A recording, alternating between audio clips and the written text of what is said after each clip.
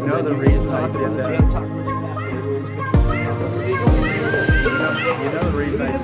You know the reason I did that cover, the magazine cover. No. I'm on the deck in the back. Oh, are you really? Yeah. Oh, okay. I thought Yeah. you were. Thought it was good. Oh, hey everybody, and welcome to Skateboard Nation. I'm Dave Andrick, your host, and tonight, well, we have Jim Goodrich, who was, well, in my opinion, and I'm not trying to say anything, probably the best photographer back in the late 70s. At least I know that he took more care and took more time getting that shot than any of the other photographers I ever worked with. But I'm not saying that anybody was, didn't take their time, but Jim went all out, and we had strobe light night late sessions. Took hours to set up for one shot at midnight with no lights on. That was the Oasis skate park session. That was at the Oasis skate park. Yeah, that was quite some time ago, man. They're nice enough to let us in there after hours. Yeah, but it was pretty creepy with all the lights out. Yeah. Yeah, I mean it was really hard. I did bring one white floodlight though, for you guys to see by. Not that it was much help. I was gonna say I don't remember it. I remember skating in a dark pool on a dark night with cars driving over me at midnight. Well, you were one of the few guys who was willing to go through the hoops for me to. Every shot took 5 minutes to set up with the time exposure and the flash and everything. And you were one of the few guys who had the patience for that. Yeah, well, you know what? I think that has to do with the fact that I didn't have a photographer in San Diego. You were the photographer in San Diego, but you were with the GNS guys, and you were on their payroll. And I was understanding at that time that you weren't supposed to shoot anybody but GNS guys. No, that wasn't true. Larry Gordon was really good about that. I wasn't actually on payroll. I was just in name. I was the GNS team photographer. But the way I got paid was for every photo that got published with the GNS team, they would pay me a certain amount of money. Oh. Yeah. So I could have had that deal too? Sure. Damn it. Little did we know. I mean, I was 18 years old at that time, and I had no idea. We're also broadcasting on Oh, okay. So anyway, yeah, it's I had no idea. I was just like, oh, he's a GNS guy. He always takes pictures of all the GNS guys, and it's just a natural progression because most of my friends that I started skating with that I met at La Costa initially, right, at the hill up there, was Steve Cathy on O'Neill, Dennis Martinez, Pineapple. Yeah, basically all those guys, a little Hester thrown in there, and Henry Hester, yeah. So they were all friends of mine anyway. So it was just, and I would just shoot anybody that was out there when we were sessioning. But every time GNS would open like a new surf shop or skate shop or something like that, I'd be out there to shoot the team, and so it was a friendly business arrangement. But for me, it was just all about friendship. Yeah. No, I mean, hey, back then everybody was pretty friendly. For the most part. Yeah, for the most part. And, yeah. Until you break off and you don't ride for that team. Well, that was a big pisser for me, is when I go out in session with somebody, and I'm not going to name names, but I'd go out in session with somebody, and the next week they'd switch to another team. So all the slides I'd shot that were at the magazine, they had to toss them because they couldn't publish them. Right. Got it. Okay. Unless it was a really good picture, and then they would still throw but down on it. I tend to try to avoid the guys that skip teams too much. Yeah. Which was probably about 50% of the people you just named. Probably. All jumped around a few times. Yeah. So Dave and Paul Hackett were probably the fastest in and out the GNS team. Yeah. Of any team. I think they went for Sims too for a week or two. Did they really? I think so. I don't remember that. Yeah. I just remember poor Larry Gordon. I talked him into bringing him on the team because I figured GNS needed a little bit of umph, that Dogtown, sort of Dennis Martinez, a little more radical guys. And talked him in. And Paul and Dave came down to the factory, and they went from the surfboard section to the skateboard section, and they loaded up a car full of stuff, wetsuits, the whole bit. And poor Larry, he had no idea what he was getting himself into, was sponsoring these guys. Yeah.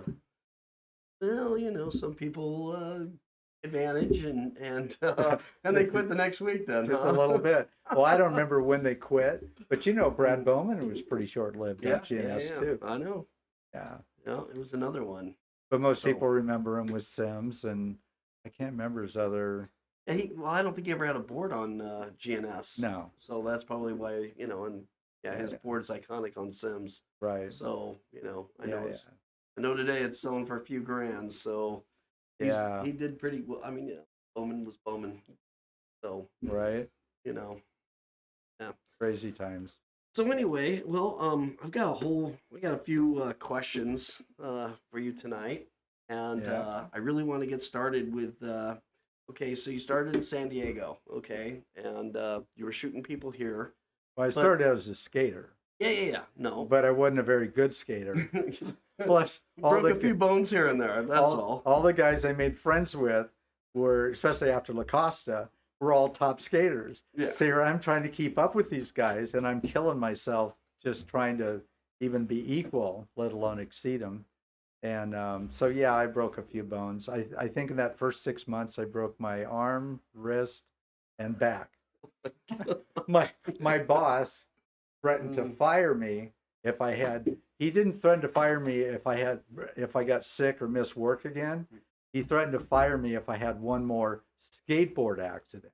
Like it mattered okay. because that was when skateboarding was not popular Oh no, with the no, public. no. Yeah, I mean it wasn't popular at all. So if it had been a football injury, Yeah, he slapped me on the back and yeah, said, "Well, try to be careful." right. But he said one more skate because I missed month and a half the first time, and a What'd you couple. do? What were you working at?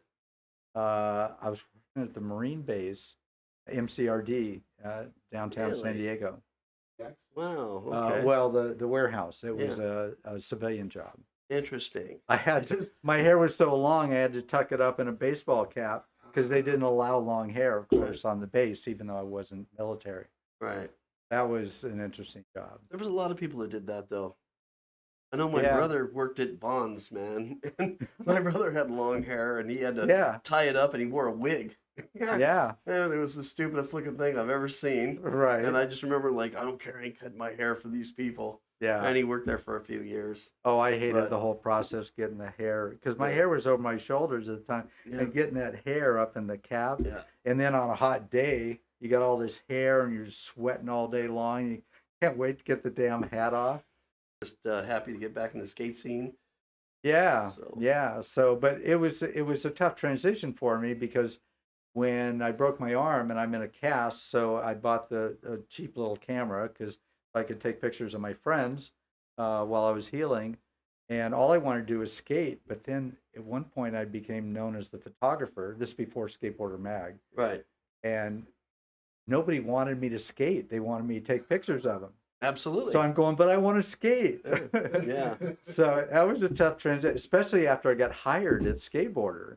And I'd go to La Costa and hang with the gang. And I just wanted to skate, even though they're all kicking my ass, the Yeah. slalom Yeah. course. But I just wanted to skate. And But, there were some heavy hitters there well, at that everybody, time. I mean, like everybody that you you can think of, had Hester there, number one, even and the then Dogtowners Mike would come down. Mike Williams was down rushing it. Bob Skolberg, Tommy Scully, Ryan, yeah, Laura Thornhill, Conrad, Torger Johnson, Conrad Miyoshi. yeah, It just goes on and yeah, on. Anybody yeah. you can think of skateboarding back then. At one point was there. Right. Yeah, And a lot of people don't know how La Costa happened. Late 70s, and La Costa was a resort, like mhm, fancy resort that was yeah, building up, and all the hills were empty. And some developer came in, paved the streets, put in sidewalks, leveled off the pads for the houses, and then the recession hit, right. and the money went away. And so it's just sitting there. So somebody discovered it. I Brand don't. new streets, Oh my God, Virgin Streets. all ready to go. Yeah, And so it was a dream. And the cops, even though they're hassling us everywhere else, didn't bother us up there. yeah. So we Yeah. bring coolers with beer and Everything, yeah, jumping over cars. yeah, it was amazing. Everybody was. I mean, I knew there was a ton of people up there. I think I made it up there like twice, Yeah, just to go hang out, and I watched everything. And because it was like all downhill guys and slalom guys. Yeah, I was yeah. like, what are we doing? Let's go skate up to Carlsbad, Yeah. like let's, Well, so, and this was before Carlsbad opened. So it opened shortly after that, shortly Okay. after I came in the scene. But yeah, it was awesome. No bus. You didn't have to be looking over your shoulder all the time. You so could that just must have kick been down. like 74, 75-ish then. I think it was first discovered late Yeah. 74, or certainly by 75. Yeah. But I didn't come into the scene till 76. Yeah. I was gonna say, because I remember Carlsbad, I think, opened in 70. It was definitely going in 76. 76. Because I know I didn't have my license yet, and I had to bum rides, and I remember getting my license when I was 16. Like, I can drive to Carlsbad. Well, I was want to so say it happy was at that point. early April-ish. Yeah. Yeah. Yeah. Okay. Yeah. But anyway, it was a lot of fun. Here's a picture right here of Carlsbad, Mr. Piercy, Bobby. This is one of your photos. But Jim, I see there's a shadow right there. What's that all about? Yeah, well, that building just wouldn't accommodate me. But that's where I mostly skated when I was still skating. Yeah. Was that little bowl. Yeah. I mean, that's what everybody stop up on the far left and come down and Yeah. pretend to be surfing. Yeah. Right. But that was a fun little. Half the people up there were wearing shoes and the other half weren't, until then they Right. forced everybody to do it, and then Yeah. people cut the soles off their shoes so they could keep that barefoot going. And Well, I Yeah. never even spent any time in the back end of because nobody really skated back there except Yeah. maybe some of the beginners, oh all shit, man, that's the where I moguls. started down there. the moguls and Uh-huh. stuff. Yeah. Well, they weren't. They were weird moguls. They had these I- weird. I hated to have to wait for all those other people, so I would start the Really? moguls, and then I would like get lost, and I would just go in, and then I would skate with whoever was in the bowl at the time. Well, this So- bowl was tricky because Yeah. people were snaking all the time. Yeah, I know. And That's one what I wall- mean. the One wall was flat. Yeah, It Yeah. never hit vert, and then the other wall that was my skating. yeah. Or the But I back just- overbowl. Yeah, but I don't remember too many people just doing like power slides, like birds and stuff like that. Yeah. I think it's just because of the nature of the lip Yeah. there. Yeah, it had a round lip on it, but it was, I mean, that was what we had, and to be honest, the next park that came along was really Home Avenue, and it was worse than that one in my opinion. But Well, unless you want to skate the reservoir on the Yeah. flat. exactly, yeah, exactly, But the snake runs, those are funky, man. yeah, those things were really, Where is this? yeah. Moving on skate park is at Home Avenue off 805 freeway. We were just talking about. Wait a minute. This one? This isn't Home Avenue right here. No, we were this talking. picture. We're talking about the funky snake runs and stuff at Oh Home yeah, Avenue. yeah. Those things. Yeah. I'm looking at this picture right here. That looks like Oh, Brad Bowman. yeah, He an Oxnard or slammed something. the hell out of me. And Yeah. look at that. He's got Phoenix trucks, doesn't he? No, Those go- they were going, so Oh yeah, no, those are Phoenix. I think so. Yeah, those are Phoenix. For a short time. Yeah. But I told Brad to go for it. I mean, I was sponsored by Canon at the time, so I could afford to have my camera gear broken. Mhm. Well, anyway, so yeah, so you took, I don't know, thousands of pictures back then, and that was at a time when we didn't have digital cameras. We had to pay to get them all Right. processed and done. And you had to wait a week to even Yeah, see what you wait. shot. To see if you had anything. Yeah. So at what time did you actually get to like, where skateboarders start getting involved in it? How did you afford to do all that, man? You were just a kid like all of us. Well, I worked a regular job, support myself before I actually could make a living with skateboarding. But it was just out of pocket. yeah. And of Wow. course, I had to watch because I estimated just about a quarter a shot for every shot that I took. So I had to think about.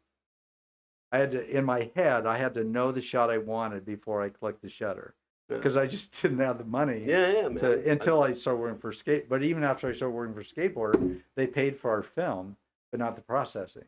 Oh, So I'm okay. still paying, and they did put us on salary, the main staffers, like me and Right. Craig Feynman, Yeah. put us on on salary, plus per photo.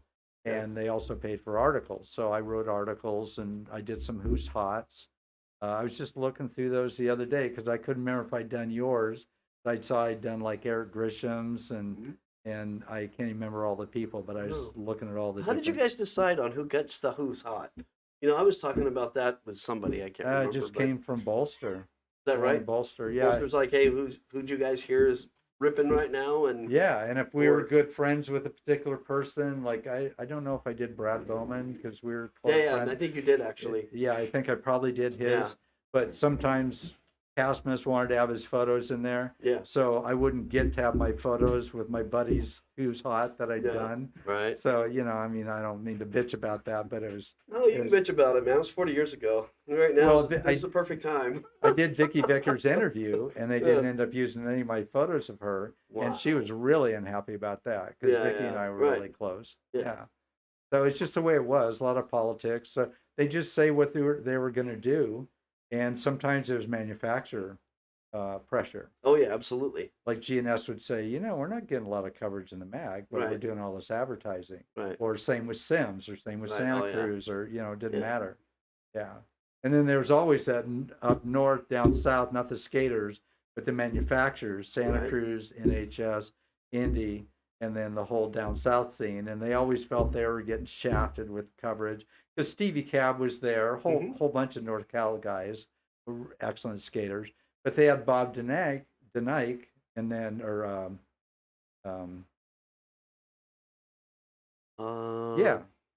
Denike. Yeah, Denike. Who was shooting. And Mofo was shooting. Oh, that's right. Denike was shooting. I remember that. Yeah, so they were covering up there with the guys, but they were complaining because Warren Bolster wouldn't allow anybody who was shooting for Skateboarder, and I get that because me and Feynman were on staff, to shoot for another publication. So we couldn't get any of our photos published in Thrasher or Wide World of Skateboarding or Skateboard World or any of the other mags. Okay. Well, we're employees.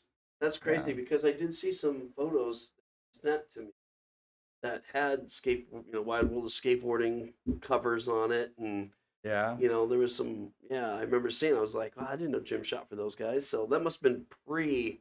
Well, it could have been later, or the slides, because I used to give slides away a lot of times to the people I was shooting, like yourself. Right. And sometimes those slides just got shared with Thrasher or one of the other. I didn't do it. And I didn't have any control over that. But Warren didn't last very long at the mag after he hired me. Right. Like he hired me January 78, but by September, October, it was like into the end of summer or fall when he got fired. So suddenly he's gone. Yeah. And I don't remember if it was Brian Galogli or Dave Morin came in at one point. I think Brian Galogli was editor after that. I've sort of forgotten. For a short period of time. When did Castmus take over? That must have happened like right Well, he was photo editor all the way through. Okay, so he was a photo editor. Yeah, up to Action Now, and probably. But I left when it turned into Action Now. I said I'm gone. Yeah. I said I'm done. Well, we were having a hard time making a living anyway, because first they cut our salary when into 79, late 79, the industry was starting to go into recession.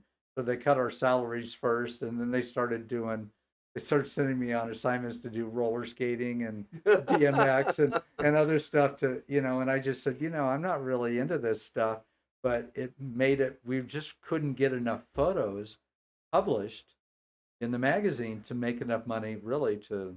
Okay, two things then. So Pepsi team back then, did you go shoot like any of the Pepsi well, I would things shoot. Or whatever? I'd go to some of the demos, but I wasn't assigned to shoot the Pepsi guys. All right. So I don't know. Maybe Glenn Miyota was working more with the Pepsi guys. I had no idea Glenn was involved back then. Glenn Miyota? Yeah, going back.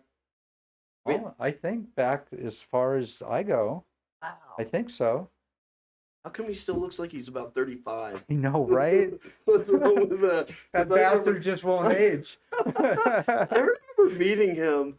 I don't know, and he sent a photo of me, and I was just like, "Wow, how did he get this? Like, who took this?" Yeah, And he was like, "I did." I'm like, "You were around back then?" He was similar to like Lance Smith. He was always there as a skater and shooting, but he just didn't.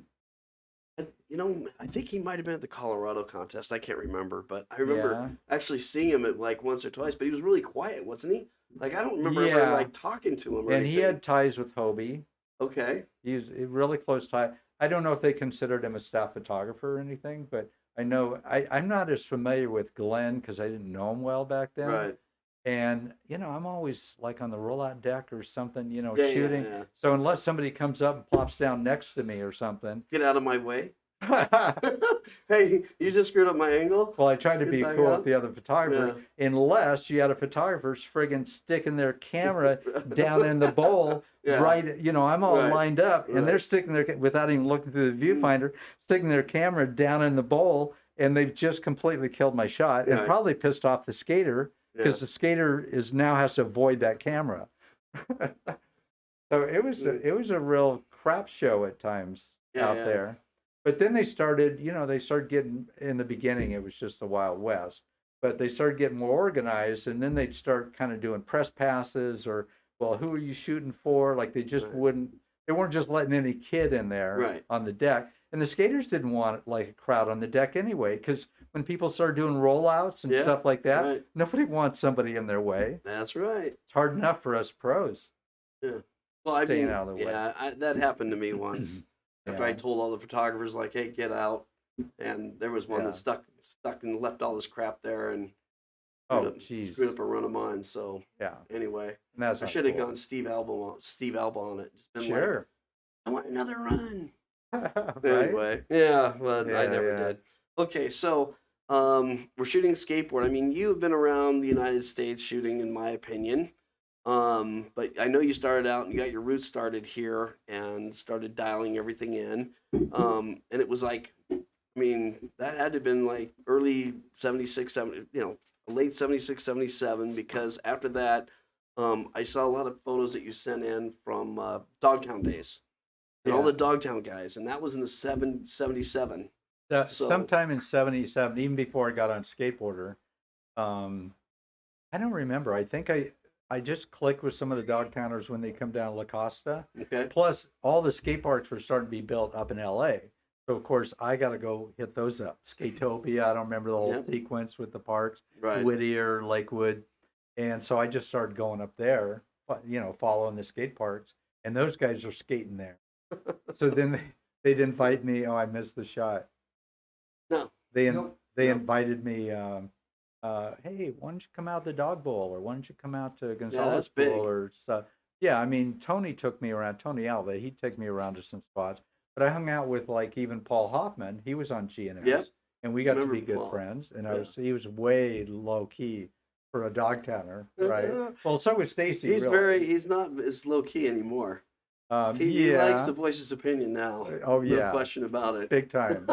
Well, we used to be kind of allies on social media. Yeah. When you get into some of those like controversial topics and stuff, Paul was. I don't know anything about that stuff, Jim. I like to hit and run, cause controversy on that, and then bail. Well, I should have hit and run more often. Yeah. Just hit and run and don't even look at it for 2 weeks, and then come back and just laugh at it, like, oh well. Yeah. So I don't care. But yeah, I started spending a lot of time up in LA, and the GNS team, they were not happy. Yeah. Well, the San Diego riders in general. Yeah, we were pretty pissed off. Yeah, and I got that. But I was having a lot of fun. We when your car came in, all of a sudden it was keyed and stuff, and everybody knew your 64.5 blue Mustang. Well, by then I may have totaled my Mustang, and I was I think it was a 74 Super Beetle. Okay, wait a minute. All right, let's go back to before you total your car, because I remember that. Oh, I love that car. Okay. Well, I just remember looking at the car when it was totaled. Like, what did you hit? A telephone pole at about 75 miles an hour or something? Because that front end was so jacked. Man. I was driving home from a friend's house. We'd been smoking out, so I was a little bit high weed. I mean, everybody was. Wasn't that unusual. But I wouldn't say I was blitzed, but it was later at night. Like, we had partied for a while and hung out, and I'm heading home at night, and there was a street in El Cajon, that's East San Diego County, that went from like a wide, I think 2 lanes each way or something. I don't remember. But anyway, it narrowed down into a narrow lane, and it was really narrow. So if the cars parked on the side were not right on the curb, it's a tight fit with the center lane. Anyway, suddenly this big Cadillac jumps out at me out of nowhere. It was parked. Okay. and I didn't see it till the last second because it was out from the curb a ways, and I turned, but my tire caught its left Yeah. passenger side tire, and I just know it just pulled me into the How car. fast were you going? Oh, probably not more than 35, 40. That amount of damage. It's a Cadillac, and Oh, the man. Mustang. It's not like the Yeah. beefier Mustangs now. Yeah. Those were Well, they're all plastic back now. Back then, man, that thing was all Right. metal. But it just grabbed it in such a way that it just completely pushed in that whole front, and it tweaked the frame Oh, because yeah. it just hit in such a way. And the only thing I was thinking of is after it happened was, holy crap, what am I going to do with my bong when the cops show up? Yeah. Well, I had a little compartment in the Mustang where the Yeah. vent was. It was a door Yeah. you pull out Yeah. down in the where your feet are, and you pull that out, and there's like a opening in there, and I Yeah. could stick my bong up in Yeah. there. So I thought, that I was paranoid, thinking the cops are gonna know the door is there and they're gonna find it. And anyway, the insurance company totaled it because it's a classic car, Right. so the cost to find the parts and everything. So anyway, so they totaled it, and then weird story with that one. I took it to a junkyard, uh, and tried to get some scrap for it, which that was really painful to leave it there. And then I found out years later, I got a call from the cops saying your car was involved in an accident, and I guess there was damages and there's some lawsuits. Or I don't know. There's like some kind of legal issues, and they said, and we need to talk to you about that with your car. And I said, what car? I haven't had any accident. And they go, you own a 65 Mustang? And I said, yeah, but I totaled that like years ago or a couple years Yeah. ago, whatever it was. And he goes, so you're telling me you don't own that car anymore? And he goes, well, did you sell it? Like, you know anything about it? I said, no, you need to go talk to that junkyard Yeah. because one of the guys that worked there had refurbished it, fixed Okay. it up, and was driving it around unregistered. Nice. On So your it's- name. So it's still registered to me, yeah. Yeah. So, it's like Baller. insult to injury with losing that car. Yeah, Oh, man. yeah. I just remember seeing it. You actually took a picture of it, and I don't know. You showed it. It was You across. showed it to me, and I was just like, It was across you the street survive from on the that? junkyard. yeah, It looks worse Okay. than it was. okay. Yeah. I mean, I think I've had worse Did the worse bong? accidents. Do you know if the bong broke? I mean, was it okay? No, the bong was fine. Bong survived. So funny. I didn't even know you smoked back then. I didn't know any. I mean, I only know a few people who. Well, you were, can't but hang I with didn't Dennis know. Martinez very long and not. I hung out with him all the time. Well, That's no, not I true. didn't. I never didn't did. smoke. I didn't smoke for a long time. I wasn't afraid of it so much as I just thought. I don't know why I didn't, but I just didn't. Everybody else is smoking around me, and I just didn't.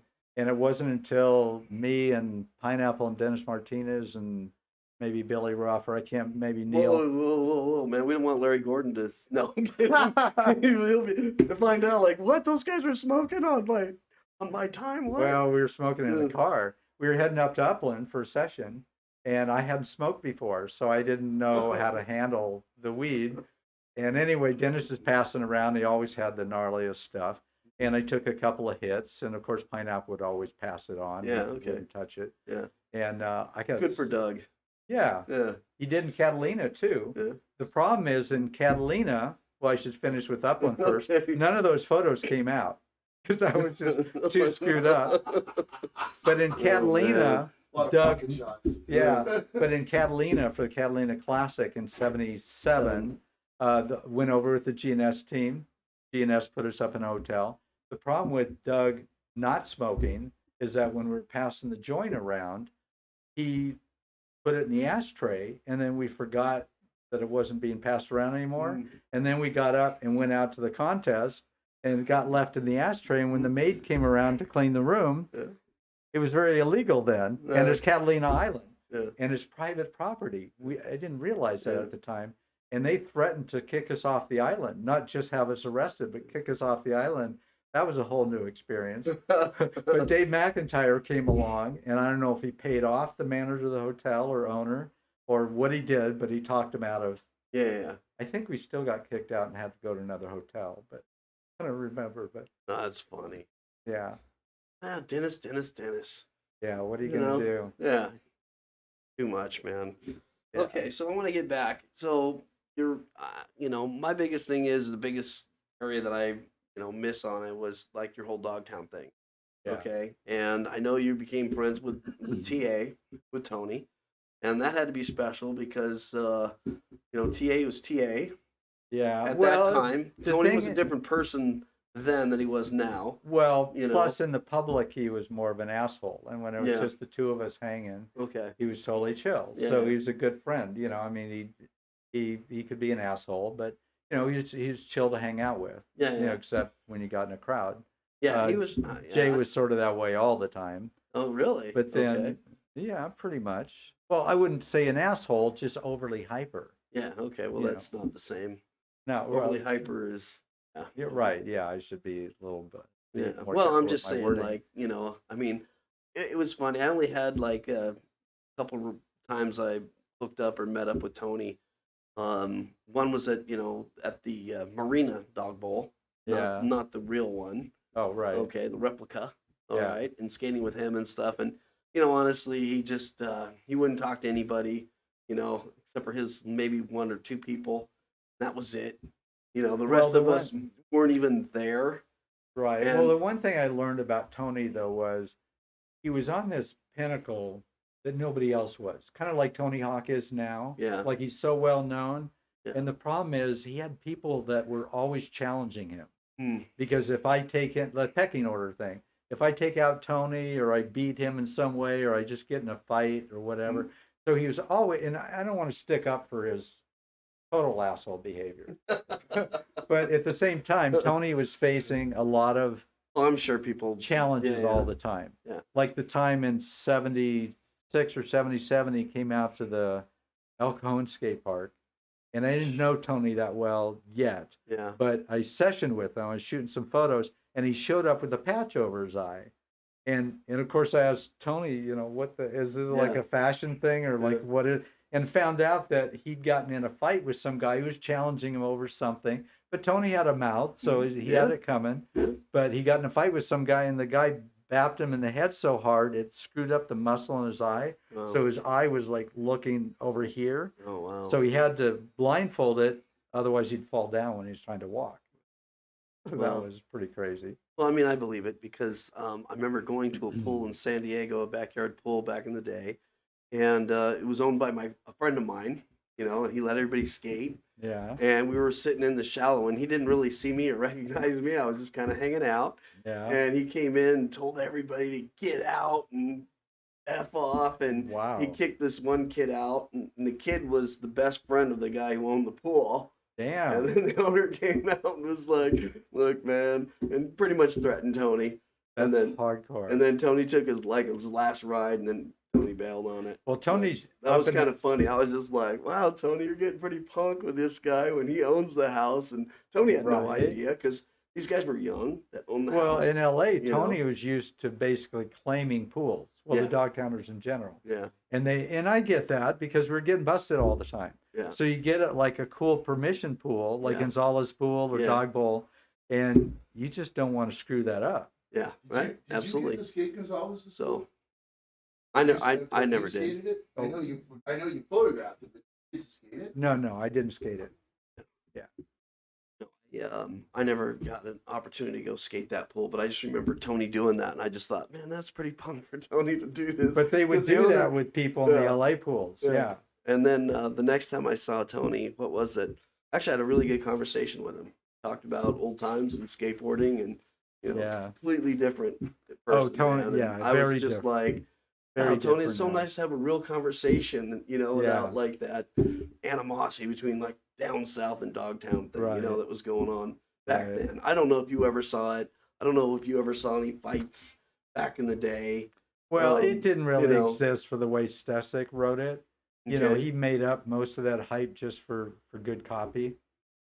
I But mean, Stesic or Stacy?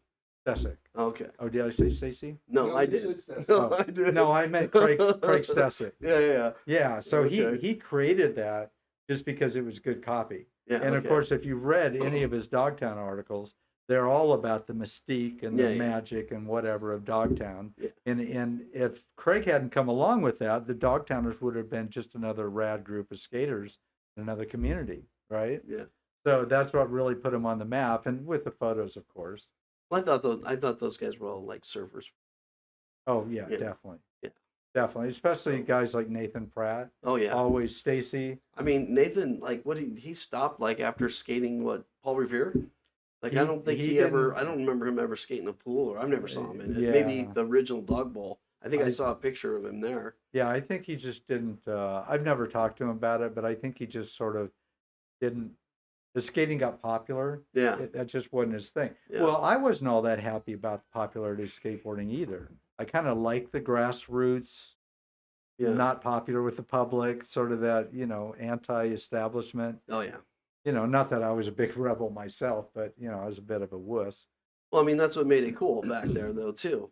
You know what I Yeah, mean? yeah. I mean, that's the kids today don't have a clue about how it was back then, and that's kind of why I Yeah. like to do this kind of stuff because it kind of tells, like, you know what, back then, man, the LA guys hated the San Diego guys for whatever reason, Yeah. and now it's all one big brotherhood. Like, hey, Right. bro, what's up, man? Right, How's it going? right. Back then, man. I mean, I know I got my ass kicked, Yeah. and I didn't dig it, but I stood up to Yeah. the people who did it. Yeah. Yeah. And, Well, there was a but- purity in the beginning. Like when I first started skating, my brother started skating and his best buddy, and they made me an aluminum board, just cut it out, drilled a bunch of holes in it because to give it some flex because it'd be too stiff otherwise. Put some Metaflex or something, skinny little trucks, loose ball bearing, clay wheels. yeah, yeah. And the thing is, I took off. My brother was no good at teaching me Well, wait a anything. minute. I didn't even know you had a brother. So, Yeah, my okay. younger brother. Okay. So that he's the one who got me into it, but we didn't have any contests or there was no scene really Yeah. quite yet. At least I didn't know. So when I go to the parks or looking for hills or whatever to skate, I didn't have a clue, speed wobbles, until I actually started down the hill. And of course, with clay wheels, you can't, if there's one little pebble, you're dead. Yeah. Superman time. Yeah, or they So- slide out. Yeah. You just So lose nobody them. warned me about that, but there was a purity. I didn't know any skaters. Sure. I didn't know how to learn how to do it. I just started rolling, right? Okay. And there's a purity about that, the wind in your hair, if you want to call it that. Yeah. That's what excited me. How old were you then? Oh, I was older than most of the guys at my time. I think I was around 21 or so. Okay. What year was that? I'm just trying to figure it out. So I don't 1976. just say, Jim, how old are you now?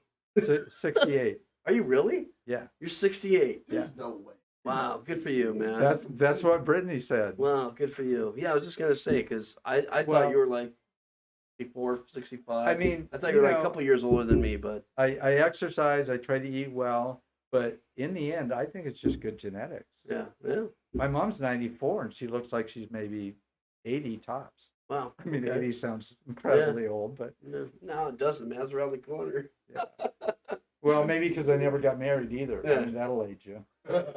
No, not a chance, man. Not a chance. That shit never happens. Yeah, Makes yeah. us better and stronger and everything else. But Okay. I miss those earliest days just because of the simplicity and it wasn't adulterated with anything else. There's no motivation except for the pure act of skateboarding. And I remember that here's almost 45 years later, and I remember it like it was yesterday.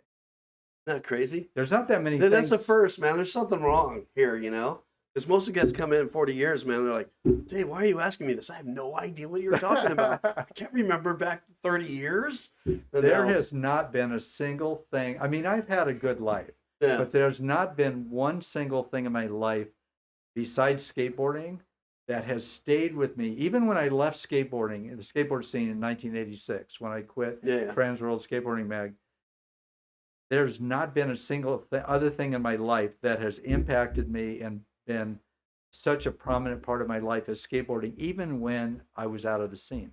Okay. There hasn't been anything compares to that. All right. I got something then. So in Yeah. '86, you left Transworld, Yeah. right? Okay. And when did you start working for Goldwing as a manager, team manager there? Was that Well, before? Well, I started Skateboarder Mag January 78. And then they went to Action Now in May of 1980. That was their first. Do you have any of those? issue. You don't have any of those, do you? No, 1980. Ah, That was the. No, it was '81.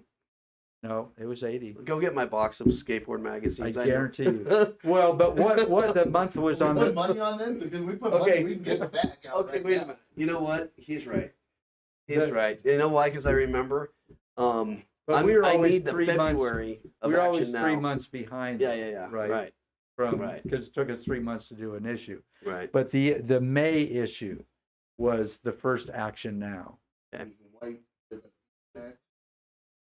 I think Something Orton. Orton is on the cover with his lassoing his girl. I just know I was. That I just know I was really depressed. But I'd been working with Goldwing because they're a San yeah. Diego company. July of '80 was the last issue of Skateboarder. Yeah. Yeah, I know that. Okay. I'm sure of it. That was my last issue. Was my interview. Well, I just know that I quit skateboarder. Okay. Yeah, I gave my notice in May of 1980. Okay, because that's when it ended. And then, May, April, May, June, July. Okay, because July was the last issue, so that was the last issue Yeah. of it. Well, I Came out. quit it. I could have quit in April or something, but Yeah. I orient to May because that was the issue they went to Action Now.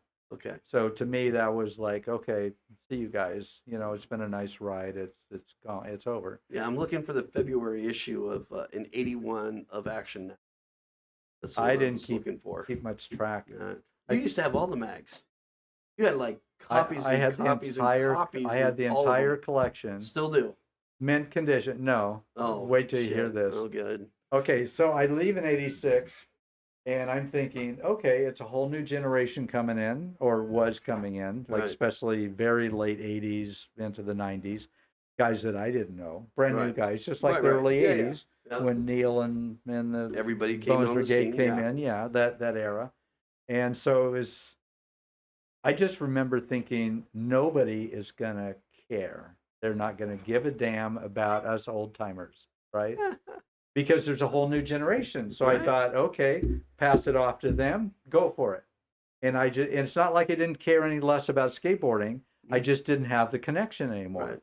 So I had to get on with my life. I had to find out what I was going to do with my life and earn a living and whatnot. So I got really detached from that. But in the process, I've got all these boards that guys had given me, their signature Right, models, and right, they'd right. signed them and stuff, Right. and I had them for years. And they were all under my bed. And I had all these other things. And I thought, I care about this. Yeah. It's my life. But nobody's going to care about this. So my magazine collection, I had in those albums that are designed to hold mags, like Yes. little wire Yep. things. And so I had them all, and they took up all this space on my bookcase. And as I'm getting more books, and I'm running out of room, and I'm thinking, I don't look at those anymore. Great memories, but I still had all my slides and stuff too. And I looked at them, and I thought, what can I do with these? There's too many to go through because I don't know how many issues it was. And because it's going back to 1975, Yeah. not just the Yeah, time yeah. I was there. Yeah. And so I thought, what do I do with these? I want to appreciate them. So, but I bet if I cut the covers and then cut the best, well, let me finish. This is already going south. I know. Man. And cut out the best pictures, the best ads, like Crypto when they came in with their classic ads, things like that, and the best articles. And I'll cut them all out and I'll put them into or plastic pages, and then I can preserve them and I can easily flip through and just see the best of skateboarder, right? Thinking these magazines had no value Oh, man. to anybody. Yeah. And then find out that now they're selling for 10 grand or 15 grand, for a complete set. But Oh, Steve, yeah, complete Steve set. Cathy had a complete set. Oh, did he? Yeah, at one point I told him he wanted to sell it for more, but I said, well, I was trying to think of how to, I don't know what he eventually did with them, but he had a complete set. Okay. Yeah. Wow. I remember Steve having them, but I'm sure he still has them. Probably. Yeah. But I even gave away all the boards. Those boards are selling for thousands of dollars now. I know, man. But I'd see a kid skating on the street, and I wouldn't want to talk to him, seem like a molester or something. But I'd go, have a trash board or something. I go, could you use this board? Because they're sitting collecting dust under my bed now. And I'd give away these boards that are now worth thousands of dollars. Yep. No, I But- did the same thing. You so know it's what? all Life good. happens. I had my cherished thing was this Elva jacket that I had. when Alva did clothing. Yeah. I think he did it for like a year. And I got that thing and I kept it. I was so stoked that I got it. Wore it to all the little clubs and stuff back in the day that we were chasing, and I put it away, and then when I moved out, you know, I remember my mom telling me, "You better get in here and get all this crud out of here. I want it all out of my house." Right. And I was like, yeah, Mom, don't worry, you know, relax. And she went and threw everything away.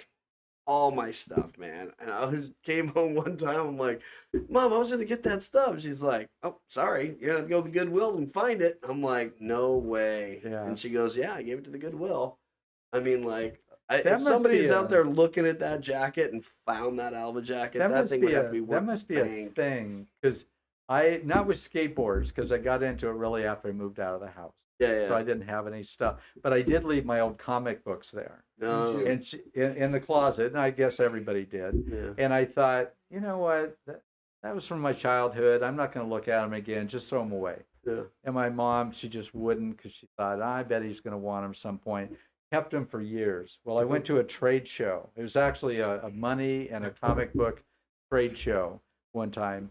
And I saw one of them that I could recognize that was selling for like 10 grand or some insane amount of money.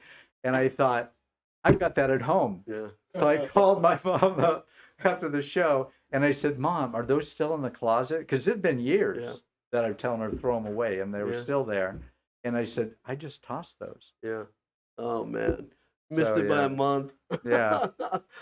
No. So life happens. So I try not to hold on to stuff too much. Most of the stuff I value more for its historical value that I can leave to the museum or something like that. But well, I wish I had something to leave behind. I have a couple boards left. That's it. I had I don't know. There's a guy, Dave Skates, up in Santa Barbara.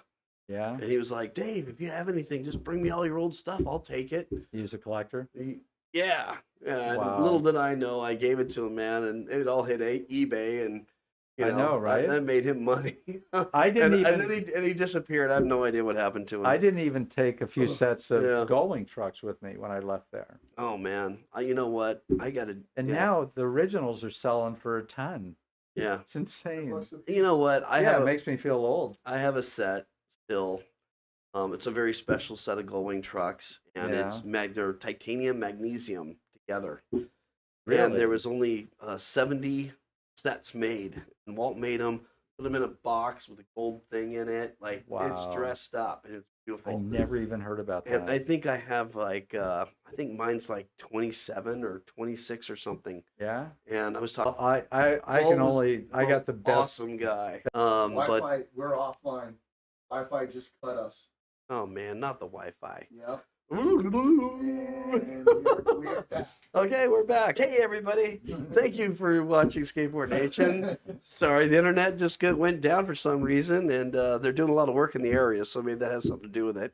Not 100% sure, but hopefully that doesn't happen again. If there's a hiccup, well, we're going to keep talking for another hour at least. Because I haven't even gotten to my questions yet, or we haven't even really shown any of the pictures that Jim has. Jim sent in like 162 photos. You're supposed to talk about all 162 photos. Plus the math. Well, I forgot about checking the slides. No, I haven't put them up. But what I'm thinking about doing is just we're talking about the 70s. Let's put it up and let you guys talk. And okay. No worries. If you want to tell me to stop on that photograph, and we can talk about that photograph. Yeah. So I'm going to start with.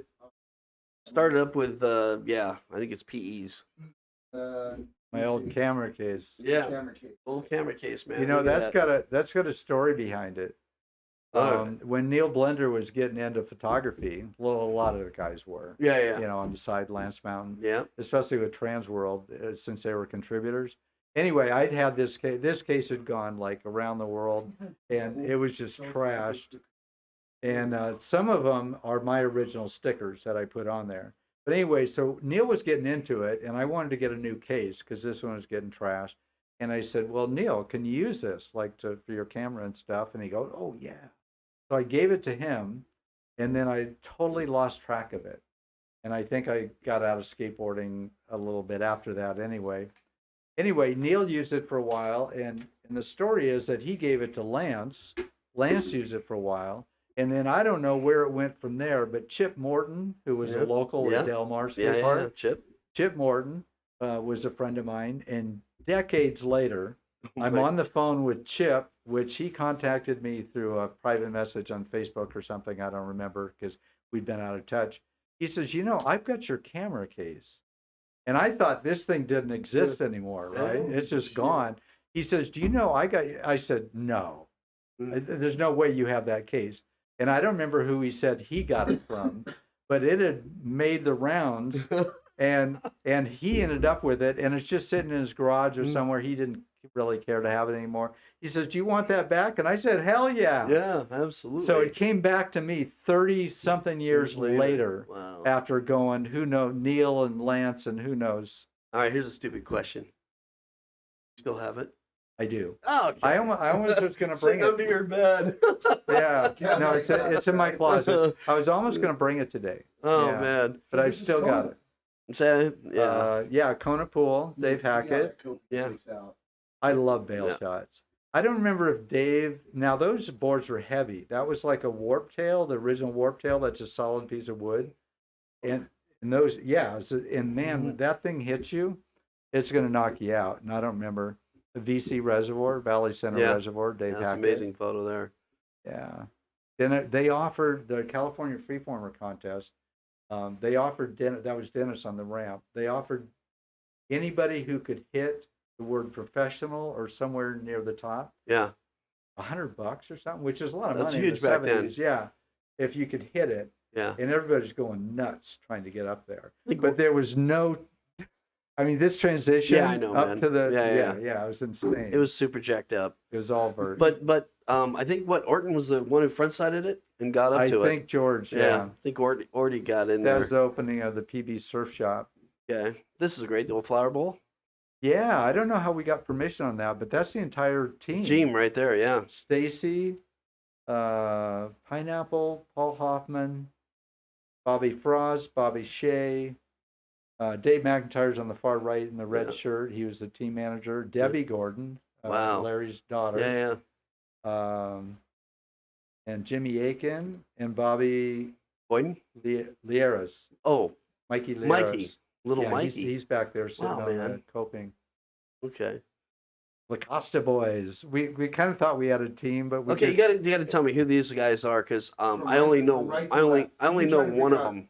Yeah. We just made this up because we thought we were cool and we weren't sponsored. Yeah. Okay. So, Greg Ty on the far right. Okay. He's gone now. Yeah. I don't remember who he was sponsored with. And then I can't remember. Pat Flanagan, I think, is the guy with the red helmet. Okay. From right going left. Right. And then Marty Schaub. Okay. I can't remember who he was sponsored with. Steve Sherman. Yeah. Who was a GNS rider. And then that's me on the far left. Yeah, Sherman was the only one of the riders right there that I recognized, that I remember. Yeah. There was another guy, too. I can't remember who it was. Kim Suspides at the Escondido Reservoir. Escondido, yeah. I found out where that is. This is right here. Wait a minute, let's go back to that. Is this still? I thought it was demolished. No, it's gone. Yeah. But where it was, I found out. Yeah, a girlfriend of mine lived just down the street from there, and I found out it was just literally bulldozed or something. Well, I can't remember the streets, but just east of here. Okay. From the 15. But yeah, and that was an MG commercial. So who's this or here? Left to right is Mark Bowden, Brian Beardsley in the middle, and then Ty Page, who's gone now. Yeah, Ty was the only one I recognized, and I don't know the other two guys. Well, the guys on... And that's Lacosta right there. Yeah, at the top of the hill, where a little bit of a slope. Yeah. But this was for an MG commercial. Okay. And the guys on the outside, I don't know which was harder, because the guys we had put little pebbles. The guy in the middle was the hardest. I think so, because you judge that board. Yeah, you got to push the board the right speed to match your own. Right. But with these guys, their boards would hit the wheels on the passenger. Passenger side. Okay, gotcha. And then we put tiny little pebbles just to hold the boards in place. And then you just land on them. All right. Was that a make or was that a bail? How many bailed? They could make it, but they had lots of bails. Okay, I figured that. Yeah. That wouldn't be a fun bail either, because you're not going. You're having to run, and you got to run downhill. That was Marty Grimes at Oxnard. That last shot. Yeah. Paul Hackett. Oh, stop this one. We got to talk about this. There was.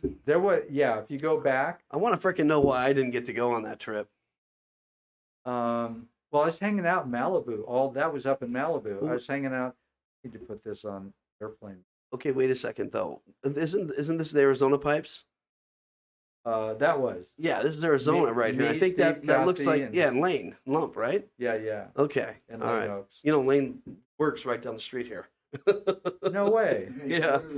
He's like 2 blocks. I'll Wow. go stop in and harass him every now and then. I don't know why he's So- still working. I know, man. He just does it because he He's loves it. glutton for punishment. I know. He loves dealing with all the people, I think. Lumpy. But anyway. Well, yeah. anyway, what was I saying? Oh, there wasn't the anything pipes. I want to know about the pipes, okay? Because I We- never got we to got- skate those pipes. we got lucky. We went out there, and the guards were Hey, wait a having a minute. siesta They or had something. guards out of the Arizona pipes? Oh yeah, the Amaron pipes Yeah. outside of Phoenix.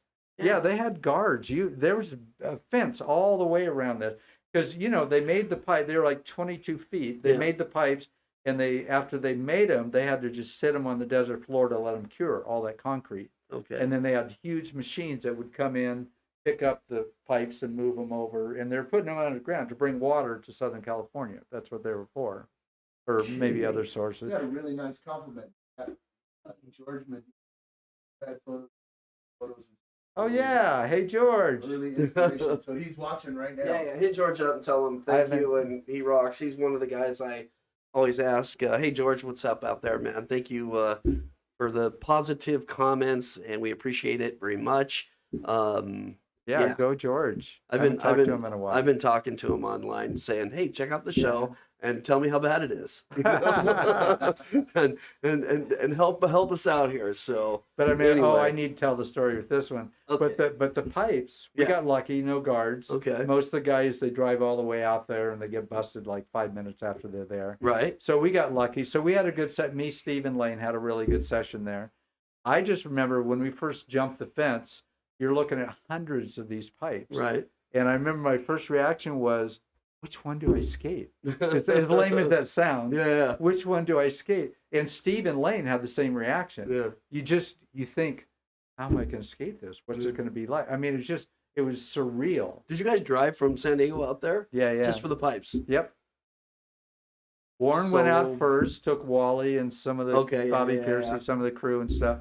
Or And Scrumple then I yeah. went out on my own because I never stepped on Warren Yeah, Walser's of course, toes of course. with shooting. Smart. And I never had anything published of it because Warren dominated that, Right, and that's right. cool.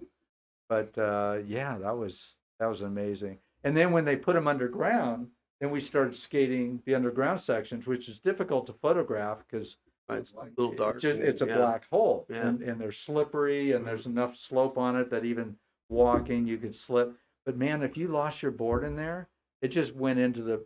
You hear it just going thump thump thump Into thump the thump, abyss. thump, thump, and it just disappears into the dark. Yeah. For This is miles it yeah. could go. This is one Yeah. of the raddest. The only reason I ask Which is one? This one. The Cal Jam? The Cal Jam.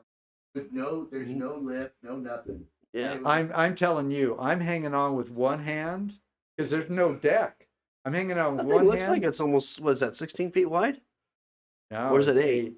8? Okay. It was like those early ramps are just horrible. No flat. yeah. Anyway, the thing is, I'm hanging onto this rail with one hand and my camera with Trying the to other. click with the other one. And every time he came up, the ramp would flex. Yeah, and yeah. move. And I got this audience of 450,000 people out there. Of course, they're not all watching the skate thing, but Oh yeah, they were, man. We're just gonna say they were all watching, but Jim. the band was over here on the far left. Yeah. And they had some amazing bands there. And we watched women getting raped and drug deaths, people coming up and just keeling over and dying like at this fence. That is really messed up. And I almost got my ass kicked by Hell's Angel. I made the mistake yeah. of walking out in the non-backstage area. I just didn't appreciate the volume, this Woodstock kind of volume. And this motorcycle guy comes up to me, sees my backstage pass that's like taped to my or stuck to my pants. He said, "Hey, give me that pass." Oh no. I said, "I'm working."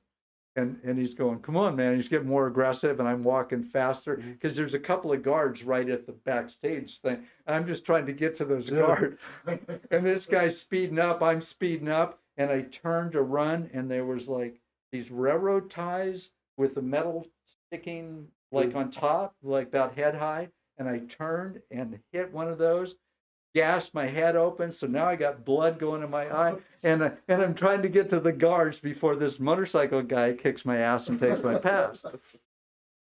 But yeah, that was a lot of fun. California Freeformer guys mostly. Laura Thornhill was there. Oh, this is some of the art made from my photos. Right. Danielle. Yeah.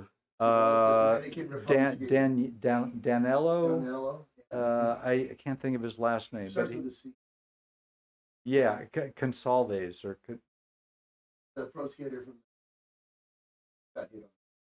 Yeah. Oh, I forgot about this one. Darren Slammer. Yeah. I could count on Darren for good slams. Looks like Lakewood. It was Lakewood half pipe, yeah.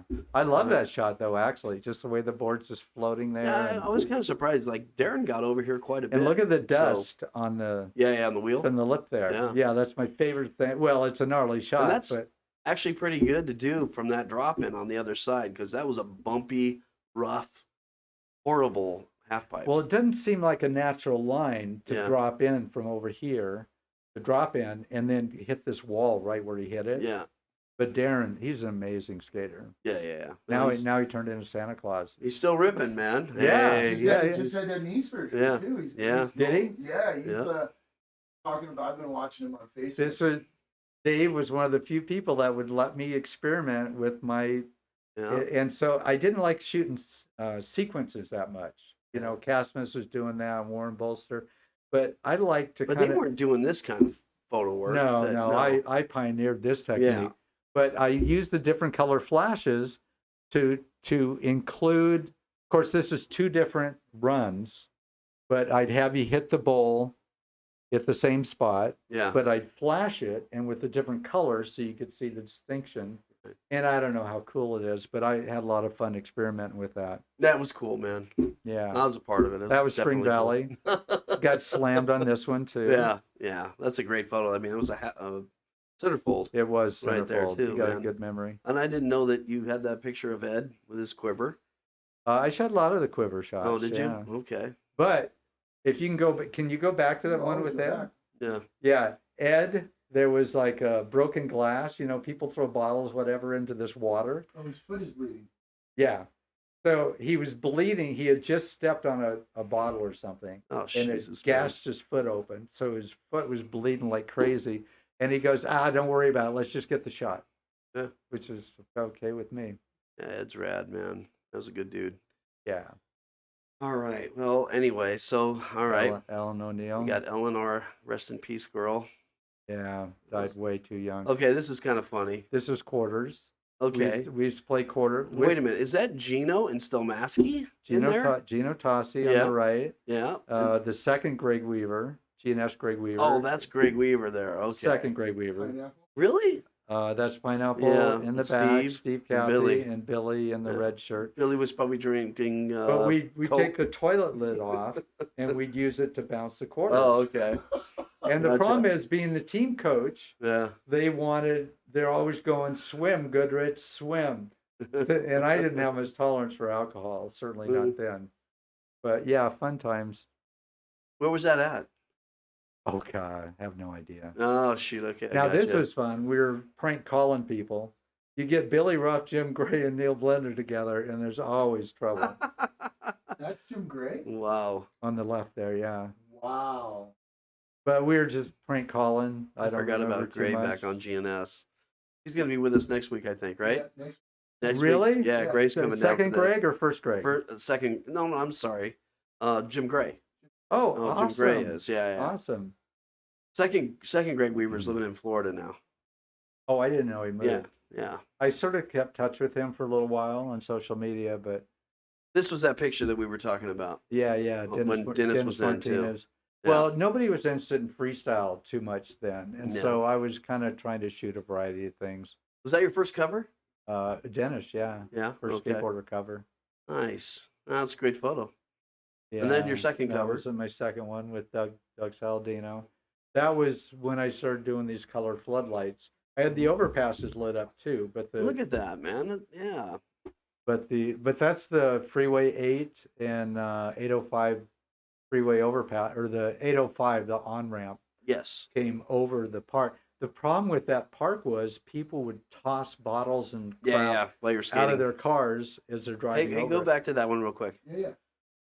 So anyway, on this photo here, I have a lot more respect for it doing that because I know that that pool is black when you're skating it at night and you can't see the top. And I felt sorry for those like, guys. And what would happen is while you're skating, all of a sudden, because I did the same type of thing, and I just remember like all of a sudden you'd hit the top and then you'd get flashed in your face. Yeah. and then you had to land. Right. You know? Right. And it was so sketchy, the man. park was pitch black. Yeah. It was after hours. Yeah. And I've got a shot in here of you Yeah. that I actually like a little bit more because it shows the overpass lit up and everything. Yeah. And that's the only time See, I got myself on the cover of a magazine. Okay. I'm on the deck in the back. Oh, you're on the deck. Yeah, I thought you shot this. Be in front of the PowerFlex. No, that's me in front of. my Yeah, I'm gosh, holding the camera, man. waiting for Tony to come around. So you got a cover before I ever got one. Well, and I didn't even know that till years Yeah. later. Somebody Is said, that right? "Do you know you're on a cover?" That's Yeah. me and Craig Feynman. That show goes skating. Yeah. I don't remember who shot the photo though. That looks like Milpitas. I think so. And this Yeah. was Lane Oaks. Time exposure, I think it's a minute or two. Yeah. The Mesa Skate Park.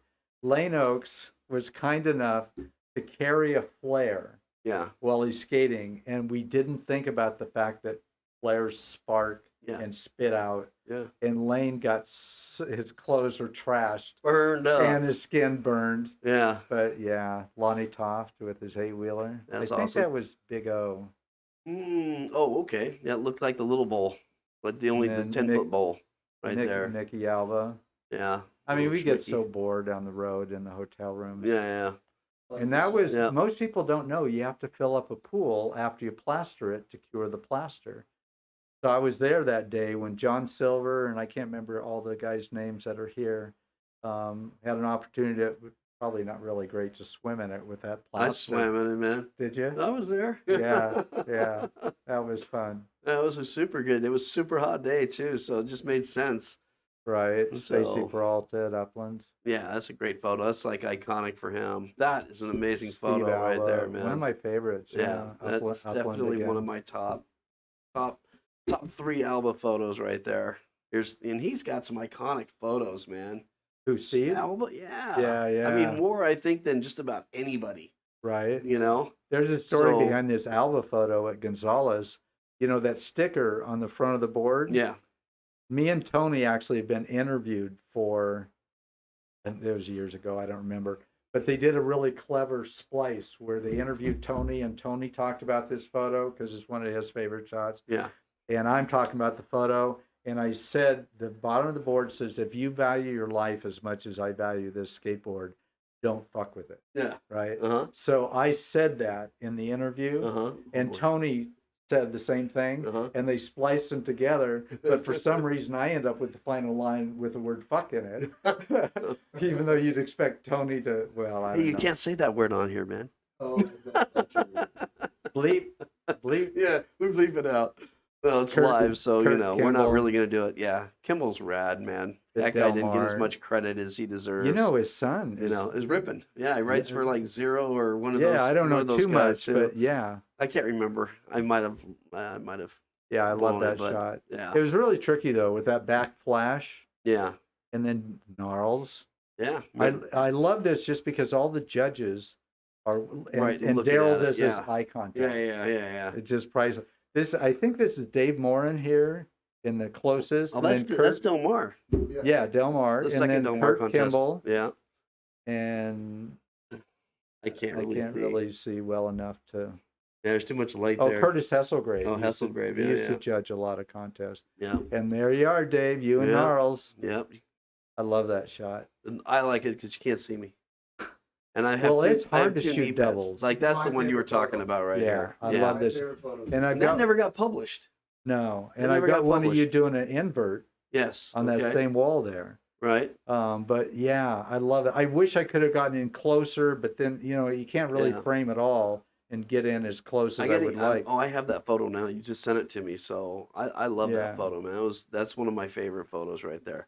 Because if you look at all my photos in the magazine, it's aerial axle stall, backside air hand X.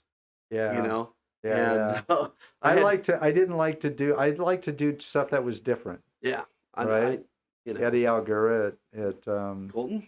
No, I that can't see. was. Oh no, that's Colorado. Yeah. Well, yeah, but I was trying to think of what the name of the park was, but it was Boulder. Yeah. The Boulder. No. High Was Rollers, it? Arizona. Yeah, not High Roller. I'd probably know it if I heard it. Yeah, I but- don't know. Yeah, I don't remember. I don't remember. I just remember. That's where I would jacked up my knee.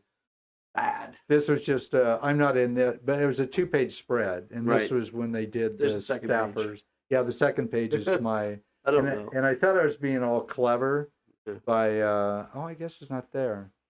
But I try to be clever with like my Yeah, shot. it looks you good. know, It'll but- come up here. Okay. It's Yeah, in. yeah, Who is that? Oh, that's Kevin Moore. Yep. That's Cam. That's Kevin Okay. Moore. Yeah, it was. Yeah. That's Kevin Moore doing his ollie layback. Here. Yeah. Yeah. Yeah. Ollie layback. He was the only pro skater I think that did it, other than Billy Ruff did them too. And it's so gnarly. So, I I mean, know. I just love those. Yeah. Yeah, I shot a bunch of those. And that was for a subscription ad for skateboarder. We found this park in Florida. You spend a lot of time in Florida. We found this Yeah. park in Florida with this chrome dinosaur, whatever it is. And so I asked Mike Fulmer, Yeah. I said, why don't you take the mag, pretend like you're reading it? Because I was visualizing a subscription ad. And so he did. Yeah. So that's how that shot came about. He's one of my favorite skaters. Yeah. Fulmer was awesome. He was a super good guy. Oh, that gnarly story with this one. This was we were in Caracas, Venezuela. Who is that? Mike Miguel. Oh, that's Mike. Okay. But Tony Alva, Mike Miguel, Alan Gelfand, Ellen O'Neill, Steve Rocco, Tim Scroggs. Wow. There's a whole crew that a promoter Tim's brought us down there. I know that Yeah. talk about a Great blast in the freestyles. past. Yeah, great guy. But anyway, so they brought us down there. They paid for everything. And if you see the little white curve in the background there, past the ramp, that's the Anauco Hilton. Okay. Yeah. I see what you're talking about. Poliedro. It was a Okay. sports arena. And they're having a boxing match between America and Oh, jeez. and Venezuela or something, which we didn't care anything about. But they put on a show there on this slick floor with all the skaters. Everybody's slipping and sliding. But anyway, so they're out of their element already. But anyway, Pepsi was doing a commercial. So they built this ramp, and you see this overhead Yeah. metal. Yeah. The guy there's a guy on I a, see it. Yeah, it's on a laying there. dolly, and you see the ropes going Yeah. just barely. Huh. But they had guys on each end of the ramp who were Oh, pulling this guy manually, trying to keep up with Mike or whoever it was. Oh, you're skating. kidding me. No, I'm not Back kidding and you. forth. He was just going zing. Well, once you get to one end, you can't reverse direction fast. Basically, a human So- world is what she's Yeah. So Mike, this guy's getting jerked all over the place. Yeah. So Mike's over here and the cameraman's over here, and I mean, it was just Yeah. I was laughing so hard it was hard to even shoot the thing. But it was just we were getting in trouble night and day down there because everything's illegal. You get 3 days in jail for running a yellow light. Is this Paul? Paul Hackett. Yeah. Wow. And it was totally impromptu. That dog just took off Yeah. chasing him.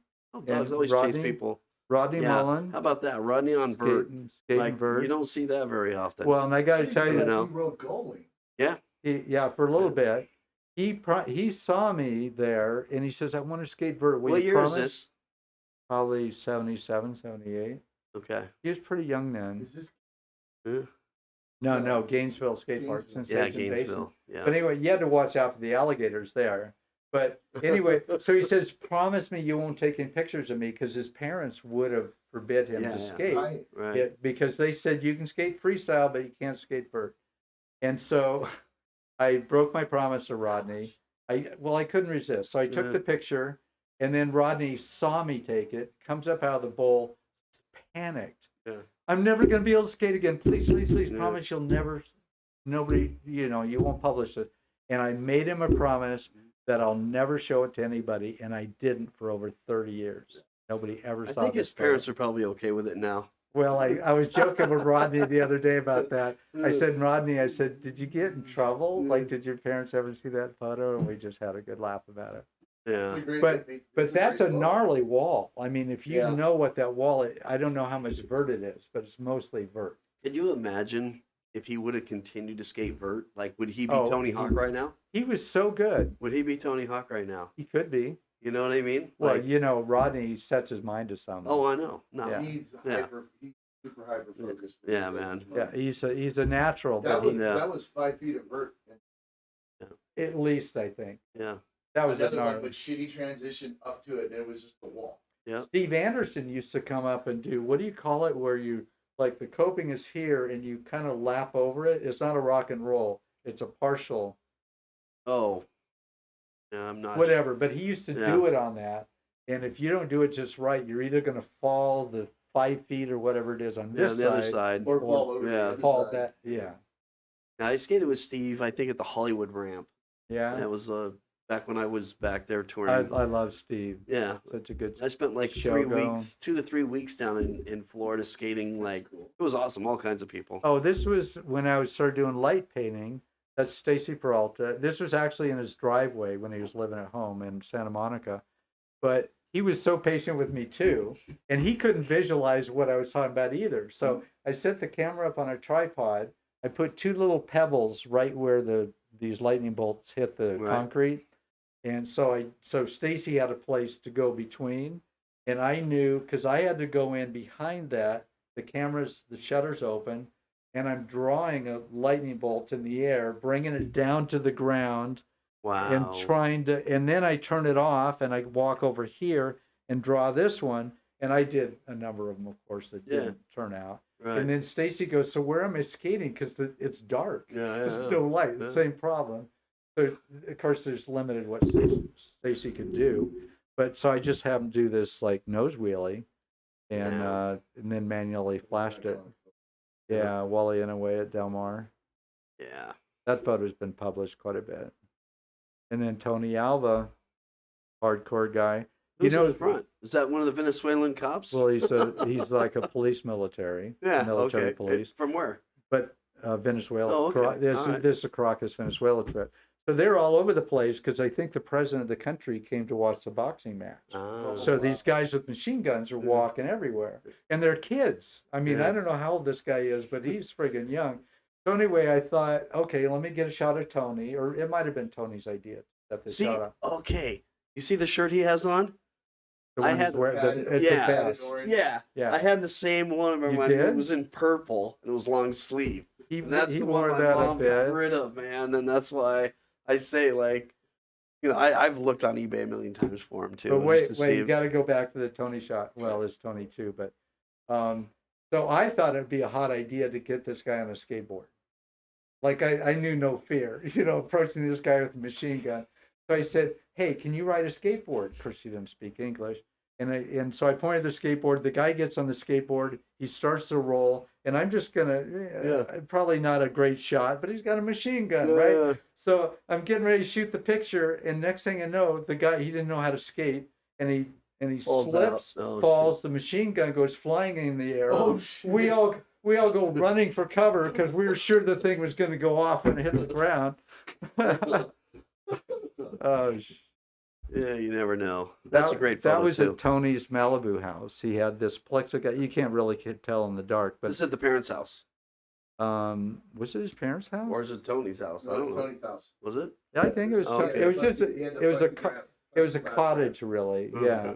But anyway, he had this plexiglass ramp set up, so we went up one night when sunset, and Vans loves this. It's like a Vans ad. Oh yeah, they huge. Published it quite a bit. Yeah. But yeah. Well, Tony is one of their key players now. Now this was how they made these poor guys dress up. This was back in Caracas, Venezuela. Oh, okay. So I thought that was Dwayne Peters right there. That's why. No, left to right, Tony Alva, Mike McGill, Gelfand, Mike McGill, Steve Rocco, Tim Scroggs, and Alan O'Neill. Wow. And they put them in these ridiculous costumes for this show. Wow. And the floor was way too slick. Oh yeah, absolutely. We've got it all. Yeah. Yeah. Crazy. I've been talking to Rocco trying to get Steve on here. I have not talked to. Do you know Steve? I used to say about Steve, this was way before World Industries. Yeah. I used to say he was the most likely to fail, to not succeed. Well, because he's a crazy guy. You sure were wrong on that. Now this Now this one was for Vicky Victor's interview, Yeah. and I had her sign her name in red lipstick on the mirror. Okay. That's why it's framed the way it is. Yeah. But she went to the beach that day to get a tan because she's a California girl, Yeah. and she got Burned? so red Oh, they did she? wouldn't run it in color. Oh, okay. And Oh. anyway, the lipstick didn't end up coming out. And anyway, that's the story behind that one. That was my third cover. Who is that? Damn it, it's in the file name. Okay. Yeah, I don't know. I He's don't remember an who it is. Aussie. He's an Aussie. Okay, yeah, he that's came right. over That's here right. and he was sponsored by somebody. That was Oasis. Yeah. Dennis. Dennis going. Yeah, see, that's like an iconic photo right there too. Yeah, Dwayne. That was DP at the first up one right there. Oh, see, you got a better memory of timing because I never can remember the time unless I look at the slide. I just remember how he was ultra punked out. Right. That one. That's when he did the first acid drop. What's that? He did the first acid drop. I don't know. Could have been. I know I was doing him right behind him. Yeah. Yeah. Yeah. Okay, there's a Jim picture. Yeah, Grant Britton shot this one, but Stevie's skating, and that's me on the far left. Right. And then Gator's next to me, Mark Rogowski. Yeah. And I don't know who else might be there in the group. I thought I remember Gino Tossi being in that photo at some place or some point. Yeah, I think the rest of them were just a bunch of kids. Or still Maskey? Is that still Maskey on the far right? The blue? I can't see him well Yeah. enough. Okay. I didn't know if that was Kenny. I don't think so, though. Okay. Now this, McDonald's ripped off, Steve Cathy did a nose wheelie. Right. If you can see Yeah, that. yeah. that I art. can see it. This was at a McDonald's at Marina Del Rey, like near the park. Me, Neil, and Billy went out to eat during a break from the Marina contest. And we didn't know anything about this because McDonald's didn't get my permission to use my photo. Okay. And so we walk in. Steve saw it first, and I go, wait, that's my shot. And Steve goes, yeah. So we're thinking, well, how did this get up there? And they just, they took my photo, turned it into art. So I figured I got to take a picture of this. Did you ever go after McDonald's? You could have probably got $500,000 I thought about from it, that. except I didn't like McDonald's. That's more the reason to go get the money. Yeah. I know other people that have been doing that. This was one of the first premiere shows of the Stacy's movie. Bones Brigade. No, was it Bones or was that the... the Bones Brigade movie. But this was the not was later the one. Second one. This was No. This was way after that. This was like this was probably 10 years ago, 15 years ago. This was the one. This was probably like 15 years ago. That they did with all the Stesic background. It's not the newer one where they all cried and everything. Or no, was it? No, that was this one. You're right. The most recent. That was this. Yeah. 'cause Okay. I went to that. Yeah, I forgot. But anyway, what a lineup. I mean, I know. And the cool thing with this premiere was that it was a lot of friends, not just fans. So we were able to sort of share the experience. Hey, wait, more. you know what's really weird? Look at that. First guy, Lance Mountain, Hall of Fame. Wait, Hall of Fame, Hall of Fame, Hall of Fame, Hall of Fame, Hall of Fame, Hall of Fame. Every one of them's in the Hall of Fame. Oh, you're right. That's pretty cool. That's pretty powerful right there, man. Yeah. That was such a good movie. Yeah. No, I drove up in 5 hours. I took my son. I think he was like 10 or 11 or 12 maybe at the time. And I'm like, I'm going up there. You want to come? And he was in the 7th or 8th grade at the time. And he was like, I'll go, Dad. So we drove up there. We watched it, hung out, and then I came straight back home. And I think we were home by about 1 or 2 in the morning. And he fell asleep right after we left. So I love that movie. He didn't miss too much. This was when they did a piece on me when I went to Transworld when I was the editor. Oh, okay. And that was in my office. There's a picture of me, my feet. Yeah, your shoes. And the thing is, I used to get annoyed when people knew what I looked like because kids would come over and they'd want photo advice and I'm trying to work. And it's not like I'm an asshole and I don't want to, but sometimes I'm working. And so I like the idea, like Stesic would like to be more anonymous. Right. So, but Larry Balma said, you've got to have a photo. Yeah. And I said, but I don't want my face in there yet. I want to be more. And he says, no, you got to have a photo. So I stuck my feet on my desk, took a picture of my feet. You took it? You took it? He was not happy. I think that's great, man. This was Larry Ballman's. Yeah. I'm sorry, Larry Gordon's. Paddle out. Paddle out. Yeah, when he died. That was good. At Hackett made it out there. Well, it was awesome because Stacy comes down, breaks his wetsuit. Yeah, Stacy too. Yeah. Yeah, it was a cold day, and Steve surfed. Yeah. Yeah, it was an amazing day. Yeah. And now Dave McIntyre's gone. Yeah. This was when the Signal Hill movie came out. Can't think of the guys' names that put it together. That came out, but it never really came out. Well, they premiered it in Long Beach, right? At a college or something there, right. At a theater, but the crew came out. So we went on the hill. Of course, it's totally unrecognizable now with the trees but I just had to get the shot where you could see the hill, with the original group here. And then of course Dale Smith, he jumps into every photo that ever happened. Hey, be careful, man. I'll call Dale now, and he'll be here in 5 minutes. All right. This was Steve Schneer's memorial. Man, yeah. Here, back up to that one. Jeff Ament even came out because Steve Schneer and Jeff were really good friends. Jeff Ament from Pearl Jam. Oh, okay. Gotcha. So he came out, which was really special that he was able to come out. But Jim Gray, that's Chris Schneer, his brother in the white shirt. Yeah. And then Jeff Ament, his sister Erica, and then his mom, and then so gnarly. That's his older daughter. I've forgotten her name now. I think she's in her later 20s now, and then I'm on the far right there. It's so crazy because you're at a funeral and everybody's like, "Oh, he smiled for the video." You're like, "Man, just lost your son." Well, the only time I lost it there was when Chris, Steve's brother, brought his ashes in a box, but he had them under a table so people wouldn't see them. But Chris knew how much it would mean. Oh, I got a story I got to tell you in this one. And so Chris told me about it, and as soon as I put my hand on the box, I lost it. Yeah. Well, this guy was a Heineken distributor, the guy who owned the house. And the kid was a skater. We got an invite because everybody wanted Steve to come skate their stuff, right? He was pretty popular then. And anyway, he had cases and cases of Heine's in the garage. So we started drinking, and Steve loves to drink. This one, Steve didn't have a beer in his hand. But anyway, the reason the pool was empty is the guy was going to repaint the Heineken logo. Yeah. So we had a great session there. But it couldn't be published because we're all underage drinkers. Yeah. Good photo of Steve. Yeah, I miss him. And look at the truck on this. Can you see the wheel bend, the axle bent? Yeah, right there in the corner. Yeah, he hit that box hard. I don't think he made that. No. I don't think he made that. I Well, mean, he might have made it to the bottom of the pool, but I don't think he was rolling on anything at that point. Well, that wasn't Steve. Yeah. That was, I think his name was Eric. Yeah.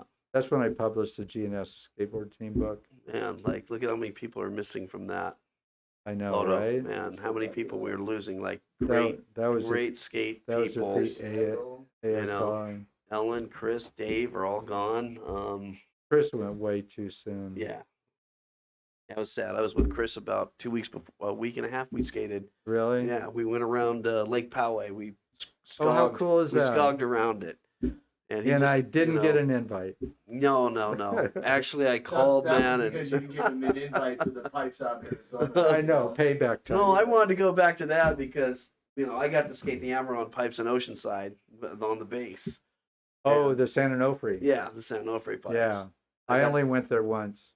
Yeah, I went there 3 times. I got kicked out 2 times, and one time I got to skate for 15, 20 minutes. Yeah. And it was a rush. Well, I remember, was it Daryl talking about it? You're talking about it with Daryl? Yeah, the San Onofre pipes. Before we got busted, but we got busted every time. Those guys were honest, that fast. I got lucky there, but... Yeah. And that's one of the few... I don't have too many shots of myself shooting skaters, but Glenn Friedman shot this. I think it was early 80s. I don't know why I'm doing that weird crab walk. Well, Sorry about that. This is 82. Because before it was just coping. There was no deck. They laid that deck and Damn, you got a good memory. Because I didn't. I forgot when they put the deck in.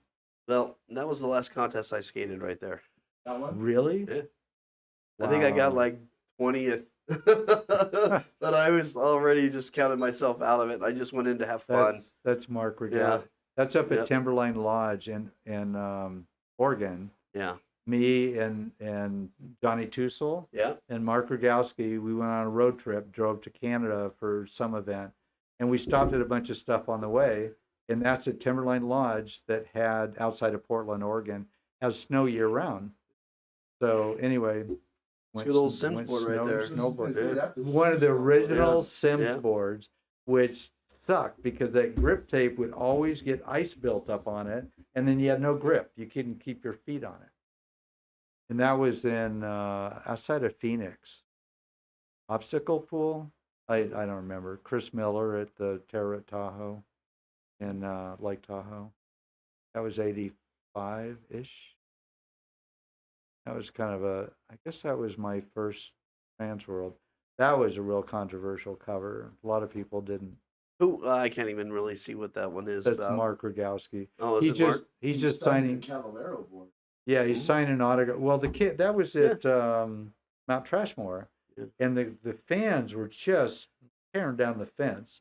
And so anyway, he was signing autographs. That's what was going on there. Lance Mountain, Tahoe. What year is this? Like 84, 85? The Terra Tahoe, they had a couple of them, but that one was 85. Okay. 1985. And then this is one of my favorite bail shots because the Lester Kasai. Okay. You just know he's going head first or knee first or something right to the bottom. Yeah. Yeah. Heck, he could do Mark, that right now. Mark Gonzalez at the Oceanside Pier.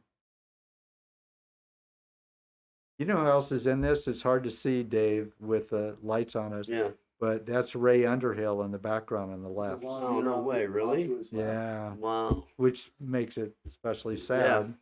Ray used to be my roommate. We used to be Is that roommates right? at one time. Yeah. Wow. Neil Blender, one of my favorite shots of him. That was at Yeah. Finland's ramp, I think, up in Orange County somewhere. Every picture of Neil is a great photo. Yeah. Chris White. These pipes were on railroad.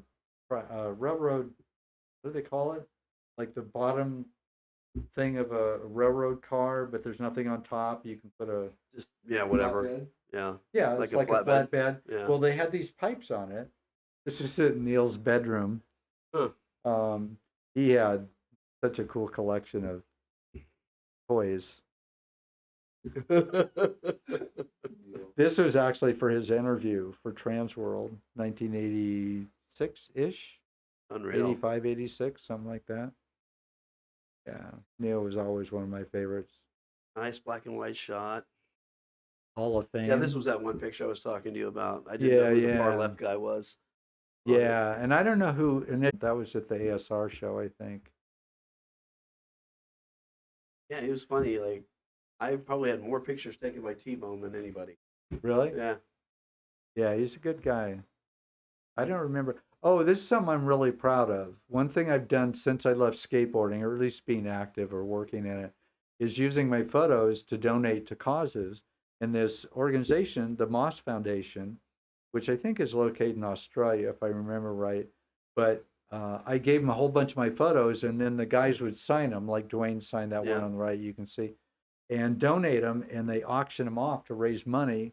And the Moss Foundation in Swaziland, they create clean water system for the locals there. So it's kind of a nice way to sort of give something back, Right. to good causes. And that was just me getting a shot. Well, that's something I do every year in Canada. I shoot an event up in Canada every year, skateboard event. They all happen to have American flags in there. Well, no, we had all the flags. Oh, really? Okay. Yeah, like we had a parade and they're all carrying their Gotcha. kind because it's an international event. This is that same Steve Cathy photo doing the nose That wheelie, McDonald's stole. which people accused him of putting his Yeah. nose on the ground, Yeah. but he was moving. Yeah. Anyway, so Vans licensed that photo from me, and it was in their shop, one of their Oh, stores. awesome. Okay. And so I just happened to be walking by the store and I saw it. They have it on the front window. Yeah. And then inside too. So I called up Steve and I said, Steve, grab your board, meet me at the Fashion Valley, that's here in San Diego, the Fashion Valley Vans. I want to take a picture of you doing the nose wheelie. Bring your board in front of the store, in front of the picture. Well, he shows up, but he forgot to bring a skateboard. So anyway, so we invited Dave McIntyre, who was the GNS sales manager. And so we got a shot together. Good.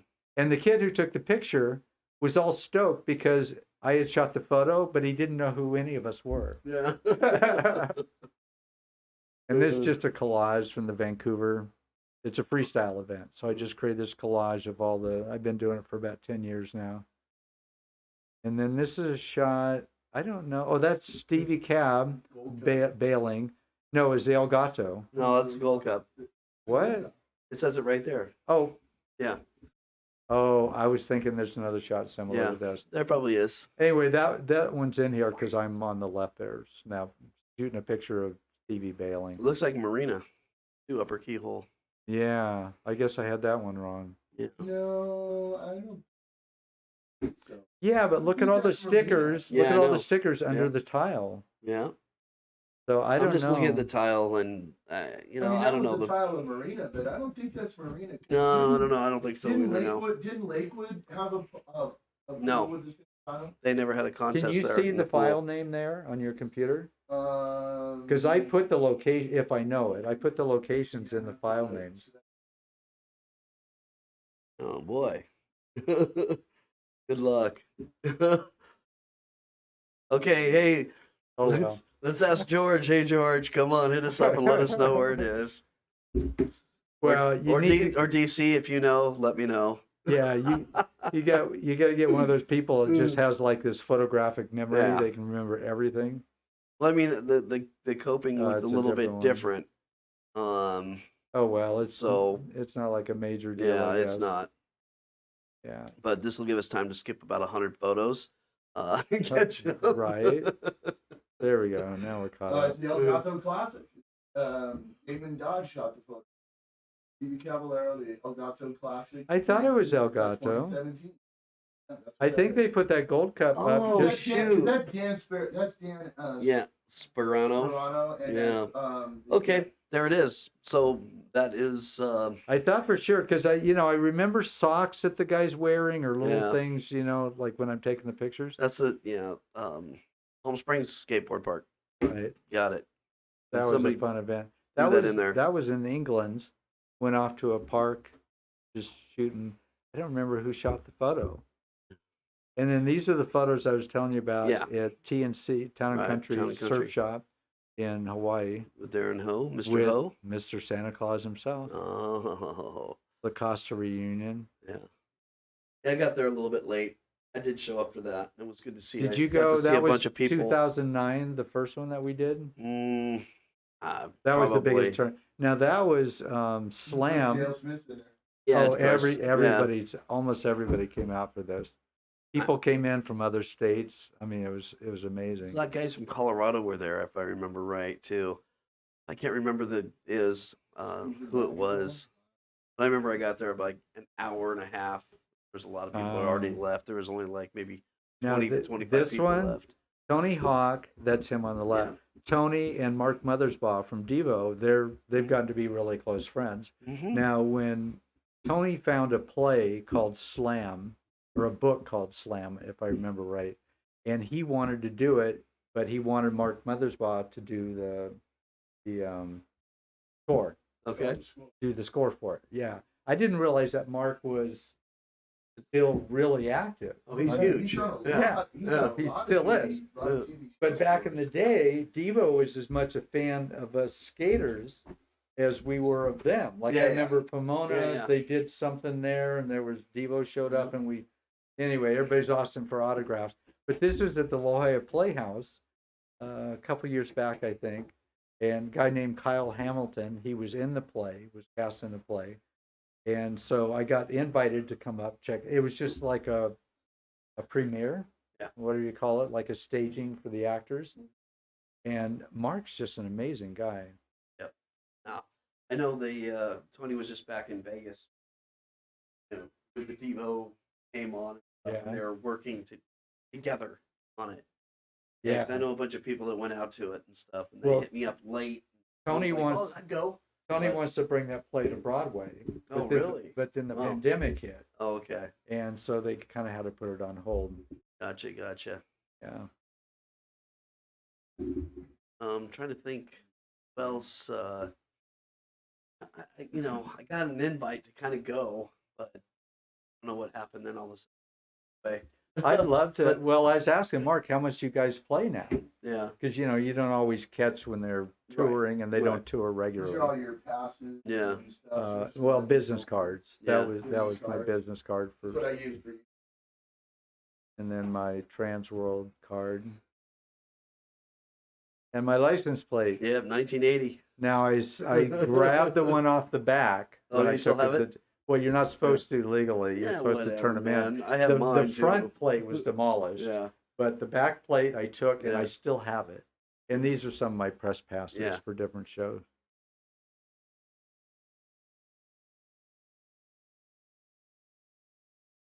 Yeah. Well, see, they were going all over. Okay, so I want to keep on with the photos, but at the same time, We did jump around. yeah, I kind of want to find out a little bit more. I know you went to Florida after you left here. Spent a lot of time in Florida. Spent a lot of time in Florida. Enough time where they actually put you in the Florida Hall of Fame Well, when they first called by me, yourself. yeah, I mean, you didn't have 6 other guys going in with you. When they, So we that did. was- Paul Smith was inducted the same year I was. No. I understand that, but I'm saying photographer guys. Oh, I Like, was the only photographer. You're the only photographer. or there. not. Well, For I don't want to say I'm a non-skater, but I wasn't inducted Right. for being a skater. oh, okay, It was for my contribution to the Florida skate scene right, through my photography. exactly. Which I thought was pretty cool. It was very cool. And those guys, you know what, man? Those guys have done a great job with that. They Yeah. started it they started the Florida Hall of Fame back in 2002, I believe. We didn't get around to doing one here for everybody until Right. like 2012. I think was our first Totally year. grassroots. So theirs was 10 years before we even started the real. I know. The other, I shouldn't say the real. I have to kind of say the Florida one was the real one because it was 10 years before the. But the difference is the name. They're called Florida Skateboard Singular Hall of Fame, Okay. and ours here, Skateboarding Hall of Fame. Yeah. Well, I guess that's what you have to do when you're second. Steve Alba. What's his band called again? I always forget. Doesn't have a 5 in it. Steve Alba. Oh, Yeah, I can't that was remember. at the Elgato though. Yeah. I can see that. The stage. Yeah, there it is too. The ramp that they Elgato. skated. I'm not sure. That might be Hawk up there, and then who's that? Dennis Martinez. Darren and it looks like Chris Miller, No, Martinez, and no, that's George Jordan, who? and that's Spidey on the far Spidey right. on the far that right. is George Jordan. Yeah. Oh, is it? Oh, it is George. All right, I George take it back. Spidey, Martinez, and Sorry about that, George. And Ho. Oh, George Horton. God, those were so much fun. Yeah. Well, they're having it again this year, November 11th and 12th. Yeah, I'm gonna be So yeah, I'm gonna go down and check it out too. there. Catalina Classic. That's Greg Ty there, winning the contest. He had the most unique style. He did it parallel. Yeah. Feet side by side, pointing forward. Yeah. I don't know He's how. wearing the leather record. Well, it was 1977. I was gonna say that's probably the best there was then too. Oh yeah. Yeah, I had a set of pair of those. Now For a this short was period for a of time. bowling ad. Yeah. You're in this one, Dave. I think Yeah. you're right next to the sign, right? Yeah. Like The only one with a board. Board's right in front. Oh yeah. He's the only one out of all the skaters. He's the only one with a board. And you ask him about. Tell you a story about this. Well, I think that was Mike Williams' idea, right? No. That LA to San Diego thing? No. No? Where did that That came from a new marketing guy that they hired. really? Yeah, he was out. He was. He loved to talk about the fact that San Diego was like kind of an island, and we didn't have a photographer, even though you were here, but you were gone to L.A. or Florida or wherever. Yeah, good point. And fair point. and we weren't going, wasn't getting the coverage True. on stuff because Well, especially after Indy came in. yeah, Yeah. Well, I mean, Indy was still so brand new. Going was still striving and doing really well back then. Yeah, but Indy was wrapping $100 bills around their trucks and saying, "You're going to Yeah, like yeah, these." I know. That's Go, right. going Yeah, didn't How do many that. did Yeah. Costco pass out that contest? That Yeah. was plenty. Well, I want to say that was at Winchester, was when Indy, because Henry Hester showed up with an Indy truck shirt, and we go, "Is that a trucking company? Are Yeah. you working?" You know, Yeah. we didn't. Nobody knew about Yeah. him, and that's where Fausto showed up. And Wasn't he diehard tracker guy before that though? Wasn't he? Henry was, Yeah, yeah. yeah, yeah. Oh yeah. Yeah. So Indy, Amazing what $100 will do. they came in fast and heavy. So Yeah. what we were talking about. So yeah, I never remembered where, but well, I guess to me, Mike Okay. Williams, and that was a hard setup though Well, he to was light probably- up all you guys. And Yeah, he was probably he got that from whatever the new marketing. That photo, looking at some really That was- amazing people. it was so cool. Um, And we end up losing Yeah, what's his name there on the. Thank you, Brad Brad Edwards. Edwards. Yeah. Yeah. he. I know, man. That was the worst thing ever, right there. Really. Yeah. I didn't Yeah. even know that he was sick. Let alone, I mean, I barely found out when he passed. Well, I mean, the worst part about it was he just needed his medication. Really? That's all it was, man. He needed medication. Oh, He had high man. blood pressure. Needed the medication. That's He just- lost his job, so he lost his benefits. And then he just got another job, and he was into it, but it was like a 90 days before he could get his bennies. Yeah. Yeah. And like so the he's off the 60th day, meds. like Yeah. the 60th day, blood pressure went up, and bam. Yeah. That Yeah, makes I me mean, so angry. That was the worst That thing was ever. that was the Jay Adams pedal So- out. You know. But anyway, Rosso, I sure do miss him. yeah. Oh yeah, no doubt. Never be Yeah. another like him. Well, there's another one too. Same with Jeff Phillips. Yep. Phillips, man, that what talent. Me and Keith Stevenson. Most people don't really. He goes by Billy Runaway. Yeah. We did that calendar. Well, it was his idea. I got to give him credit. 2004. I Skateboarder think. belt. Hi, have a nice day. John Barron, who ran 360. 360 Sportswear, Yeah. decided he wanted to do these brass skateboarder magazine belt buckles, and he only made 9 of them. Oh, I have wow. no idea if any other, but I still have this one. I have Awesome. no idea if any of the other ones survive. And this is when Craig, The Ollie book signing. yeah, but I can't think of his last name. Craig something, Yeah. Florida local. He did this book, and we had pretty good turnout for this in San Diego. I Yeah. have no idea how many books he actually sold, but and this, me and Alan Losey, Yeah. that's him on the far left in the tracker Yeah. shirt. We were in Dallas, I think, walking through the airport board, and you could smoke in the airports back then. Anyway, we're waiting for our flight, so we're just burning time walking around, and we see this huge crowd of girls screaming and carrying. Yeah. You think the Beatles had just come in. It was 1964. Anyway, all these girls, but we couldn't see what the fuss was in this gift shop. So me and Alan come in, we take a closer look, and we see Richard Simmons. Yeah. That's him right next to Yeah. it with the curly hair. And of course, I'm no Richard Simmons fan, but I thought, well, all these girls are just going crazy over him. And I thought, well, they're not going to score with him. Like, what? Anyway, so we just thought it was funny. So I told Alan to go around, not to attract attention, to go around the crew and come in next to Richard, and I'd get the shot. So I'm holding my camera up like this with the fisheye, but I still had a cigarette in my hand back when I smoked. So I got a cigarette in my other hand. I'm holding the camera up. Now I'm visible because my arm is up and Yeah. there's this camera. Richard looks up and he goes, oh, I'm going to blow this imitating it, but he goes, ew, look at that nasty man with a nasty cigarette. Like I realize that's a stereotype, but he did talk like that. And so, of course, all the girls go, ew, like in Well, unison. good luck trying to score with any of them. Yeah, so I immediately backed out, thinking I was going to get lynched, put the cigarette out, came back after they sort of weren't paying attention to me anymore, put the camera up again, and got the shot. That's fun. Now one woman's got a 110 camera. Yeah, That's funny. that was probably early 80s, early 80s, I suppose. TNS reunion. so good to have the whole crew out. What was that, last year? 2 years ago, I think. Or 2 years ago now? I think it was, yeah. Well, nobody has a mask on, so it was probably just before COVID hit Oh, then. right.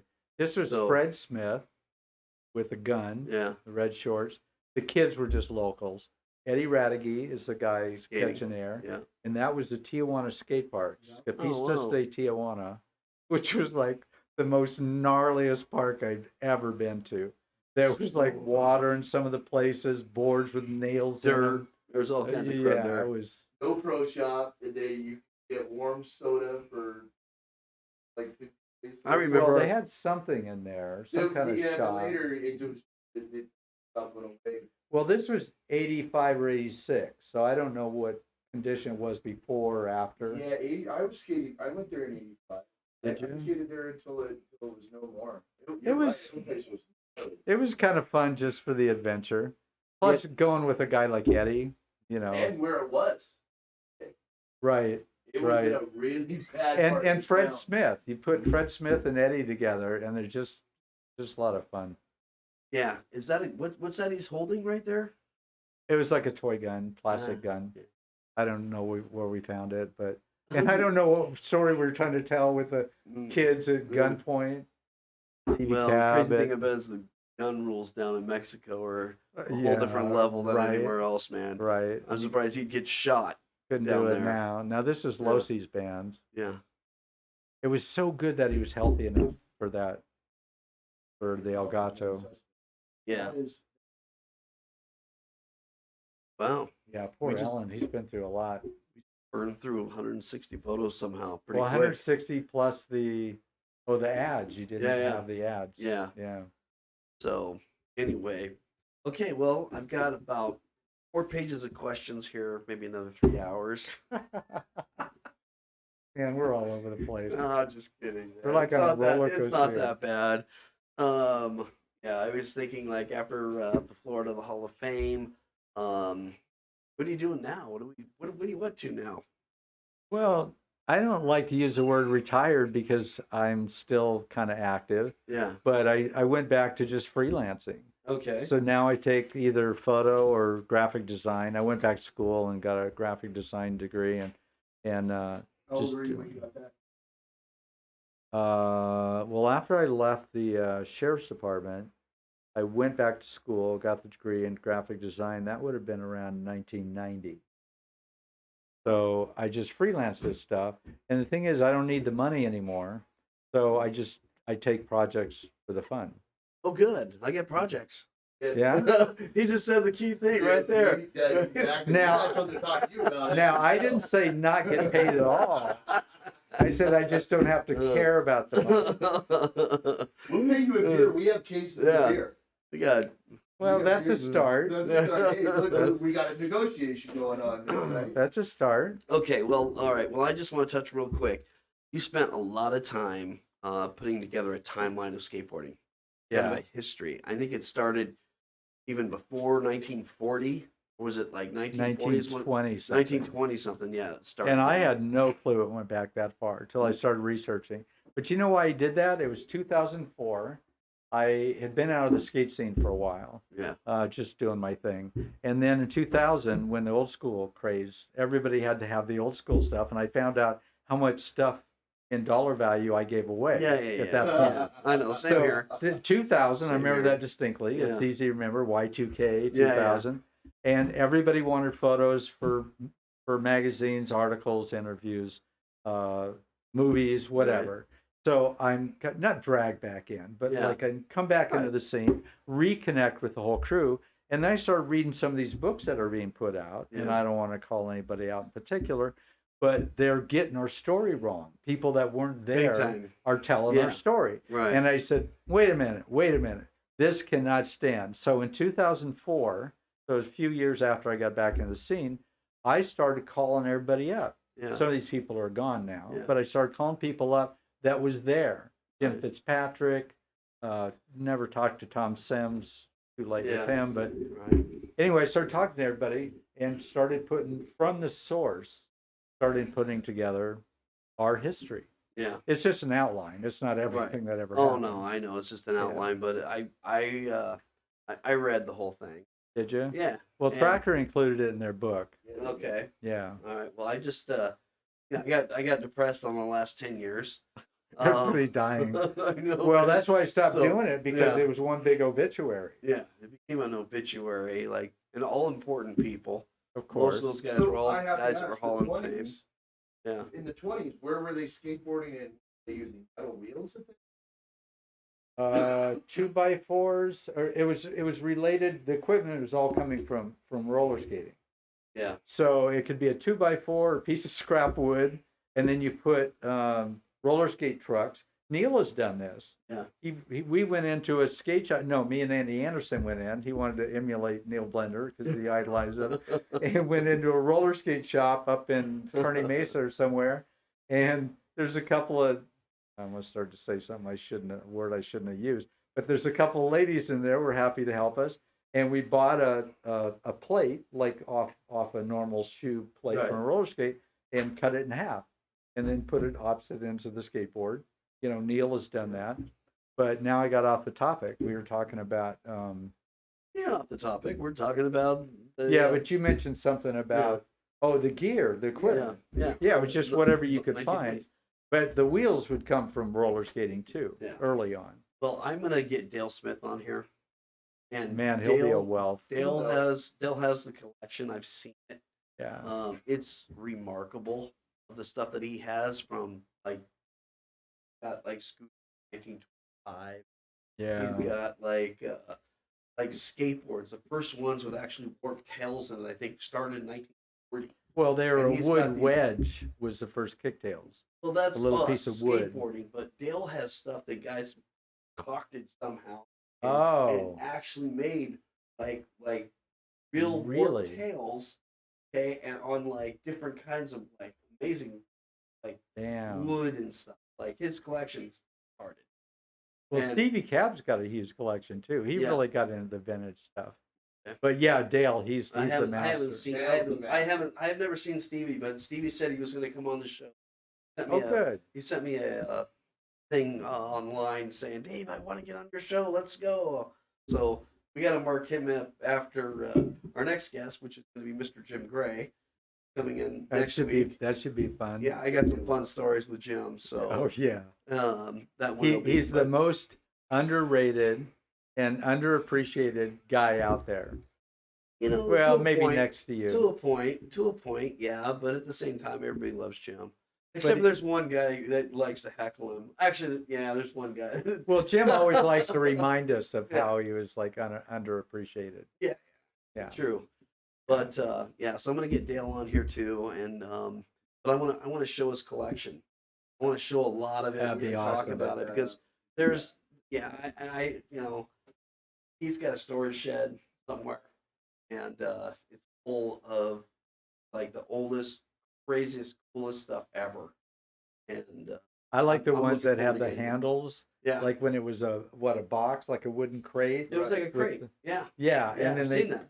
and then it'd be like a handle, and Those And are then- the ones that are on the little rascals.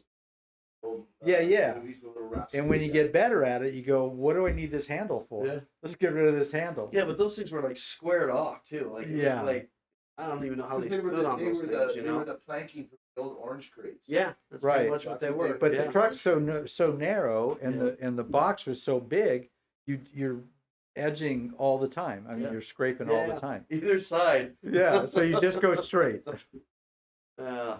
anyway, yeah, so we've got some really cool guests who are going to be coming on. Awesome. But anyway, I'd love to get into that timeline. If you guys can look it up, if anybody out there wants to check it out, the timeline is online. I Just don't have know to where go it under- is online. It's under Well, your you name. could type. Under your name. Oh, well, Russ Howell put a version of it on his Yeah. Oh, website. okay. Russ Howell did. WhatsApp. Okay. No, I don't know what he calls it. But Russ Howell created a website quite a while ago covering a lot of past events and stuff. Okay. And he added the timeline plus the photos of these shit. particular, Oh, okay. yeah. So Yeah. that's really interesting. So maybe if you can get that website up. Well, maybe I'll have to check it out because maybe he put a picture of me in it somewhere, Well, it's or at also least mentioned me somewhere. up again because I just did an interview with an Australian magazine, Backside Magazine. Okay. They're online though. Okay. did an interview with them, and they wanted to do my timeline, an interview separate, but with just me, but my timeline. Yeah. So they were going to put it up there with all the photos, and they've done that. But for the photo, they wanted to have an intro photo to kind of introduce you to the spread, the opening spread. Right. So they said, "Can you do Awesome. on?" I'll send you the links. Okay. Yeah. I might have found it actually. Yeah. I might have seen that. I mean, I read a whole bunch of stuff about you. So. But most people have never. Oh, you found it. Yeah. Most people have never seen what those I don't early have stuff, only we see it. Yeah. I'm not broadcasting. Okay. I was just looking. line. I don't see it. Is there no scroll down? Oh, he may not have it up in the top. Oh yeah, man! Look at that. He's got a million. He might have it. Yeah, History. that's it. There it is, right there. So you see these photos, Yeah. stuff I'd never Give seen. me 1 second. But you know who started this, or at least inspired me, was Peter Dukeman, the founder, one of the founders with his brother Rick, Skull Skates in, Oh, is that right? in Vancouver. Really? Yeah, a good friend of mine. He has. Huh. You would absolutely lose it if you saw his personal collection of boards. You think Dale Smith Yeah. has? He's got rooms and rooms and rooms and rooms Really? of stuff, hundreds of thousands of dollars in old skate gear. Where did he find it all? Where does he find all that He stuff? he's been in it since the 70s. He's just been collecting. That stuff, huh? Yeah. Well, Dale has some pretty awesome stuff, and I hope to get him. I've been talking to him. Takes care of his mom. You know, 2 or 3. Who does? Dale does. Oh, I didn't know that. Yeah, Dale drives up to Long Beach. Damn. Drive every couple times a week. So he's still in North County? Yeah, he lives right Encinitas down, or somewhere? No, down in Vista, Oh, okay. right here. But anyway. Anyway, So- but I love those early boards because Yeah. some of those I'd never. So Peter Dukeman is the one who has those boards and took a picture, and they have it up on the Skull Skates website. Well, this So is that's kind of amazing. what inspired Wow, me. this site is so Yeah. Yeah, Russ got a lot of stuff there. All right. So, all right. So, wrapping things up, we're semi-retired, having fun. We're doing stuff, whatever you want Yeah. to do. Well, the we got a nice schedule now. Pandemic put Yeah. a big crimp in that because I Yeah. was starting to travel a lot more, Yeah. and suddenly the pandemic hit, and it's no fun to travel anymore. Yeah. Not yet. It's getting better though. Well, once they But get the staffing You issues. don't want to go to Europe. You got to stay inside the United States, Yeah. and then you're doing good. But even So- U.S. travel, they're Yeah. canceling flights and Yeah, whatever. yeah. There's a lot of flights. All right. Well, do you have any shout outs? Anything you want to say? Any last man. minute? Oh, by the way, I'm sorry that I threw up in somebody's car back in '78. And Well, I never threw up, but I give a shout out to Billy's many farts on long road trips. oh, shit. Oh, shit. How did that little guy make your state cave, huh? That's, And oh my gosh! that's And great. I used to slam on the brakes, and I say, "I'm going to throw you." You know, we'd be in middle of the desert in Texas or wherever, and I threatened to throw him out of the car because he did it just to annoy me. yeah. You know, I did it for fun. the fun of being a Yeah. team coach when I Yeah. was the ball wing. But Neil Blender, Yeah. oh, you'll never get him in here. Neil, Neil, come on. I tried to get Neil to come out for the Elgato. I Yeah. said, "Look, I'll pick you up and Yeah. drive you up." Yeah. He just doesn't. He's Yeah. just an anti-public. You know, he used to skate all the time at the Claremont skate park. He Yeah. liked that park. But then the kids realized who he was. Well, he stands out. Right. You watch him skate. The kids realize who he was, or they just appreciate his talent, not knowing who he is. And they'd start to line up around the pool. And then the ones who did know who he was, the fans, would start asking him all these questions. Can I take a picture with Yeah. you? Get an autograph? Yeah. And of course, Neil just hates that. Yeah. So I mean, you saw him at the Hall of Fame when he gave his little speech. You know how Neil is with all that. And so then he switched to Rob Field in Ocean Beach, where he lives. Probably shouldn't have said that. That's all right. It's a big place. Well, There's a true. million people down there. So now he just holed up. OB is his escape. Yeah. He likes to skimboard. Yeah. But anyway, Neil has just been a constant stoke. Andy Anderson, Yeah. for a current generation, is absolutely my favorite skater of all time. Wow. All Where time. did we see him at? That website from NorCal. Those guys, they had Indian. Yeah. he's talking about. Well, he comes to San Diego every so often because I'm here and we'll hang out. But the guy is just beyond, and he figured out. Okay, I can't give myself the credit. We had a session where we were smoking out one night, and this when we were up in Canada, and he figured out. He could explain the fourth dimension. Oh wow! Now I couldn't repeat what he said, and understand it now, but I understood it at the time. Yeah. Okay. I realize I gotcha. I realize that has very little value, but yeah. So Andy Anderson, Chris Miller. Yeah. Oh my gosh, I'm stoked by style, and probably that's one of the reasons maybe I spent some time with the Dogtowners and stuff. Yeah. Just that radical style and stuff. People like yourself, just not like the mainstream. I didn't even shoot Tony Hawk. Sorry, Tony. I didn't shoot Tony Hawk back in the time because he was such a technical skater with really not much style. Well, the thing about it is, Tony is at the age that you saw him, Yeah. he had not enough strength, power. Yeah, 'cause he was absolutely. So little, and he was fighting. He was like little Kenny Slomaski when he was doing it. Yeah. You know, Well, they were there's no just weight fighting. to I know, throw there was himself up the nothing, so wall. they- Yeah. But he did what he had to do to get to the top to Right. do it. You know, but eventually he got bigger and. Well, mad respect for him, but I Oh, just his skating just didn't excite me. yeah. But when I saw him skate some years back for the Yeah. first time, he stoked the hell out of me. No, So, he was the reason why I quit skateboarding still. Well, when Mike That's why I was McGill, like, I'm going back to school. when Mike came back It from was Sweden, funny. the summer camp Yeah, with the McTwist, yeah. which right, nobody right, was right, privy right. to except Yeah. the guys that went. Yeah, He comes into Del Mar, and I'm out there shooting. Of course, it was practice or something. yeah, He says, "I want to show you somebody. You got to promise another Rodney thing. yeah. You got to promise you won't take a picture of it, Yeah. right? Because he was looking to." But after he did that, everybody that came to me said, "I'm done. Good.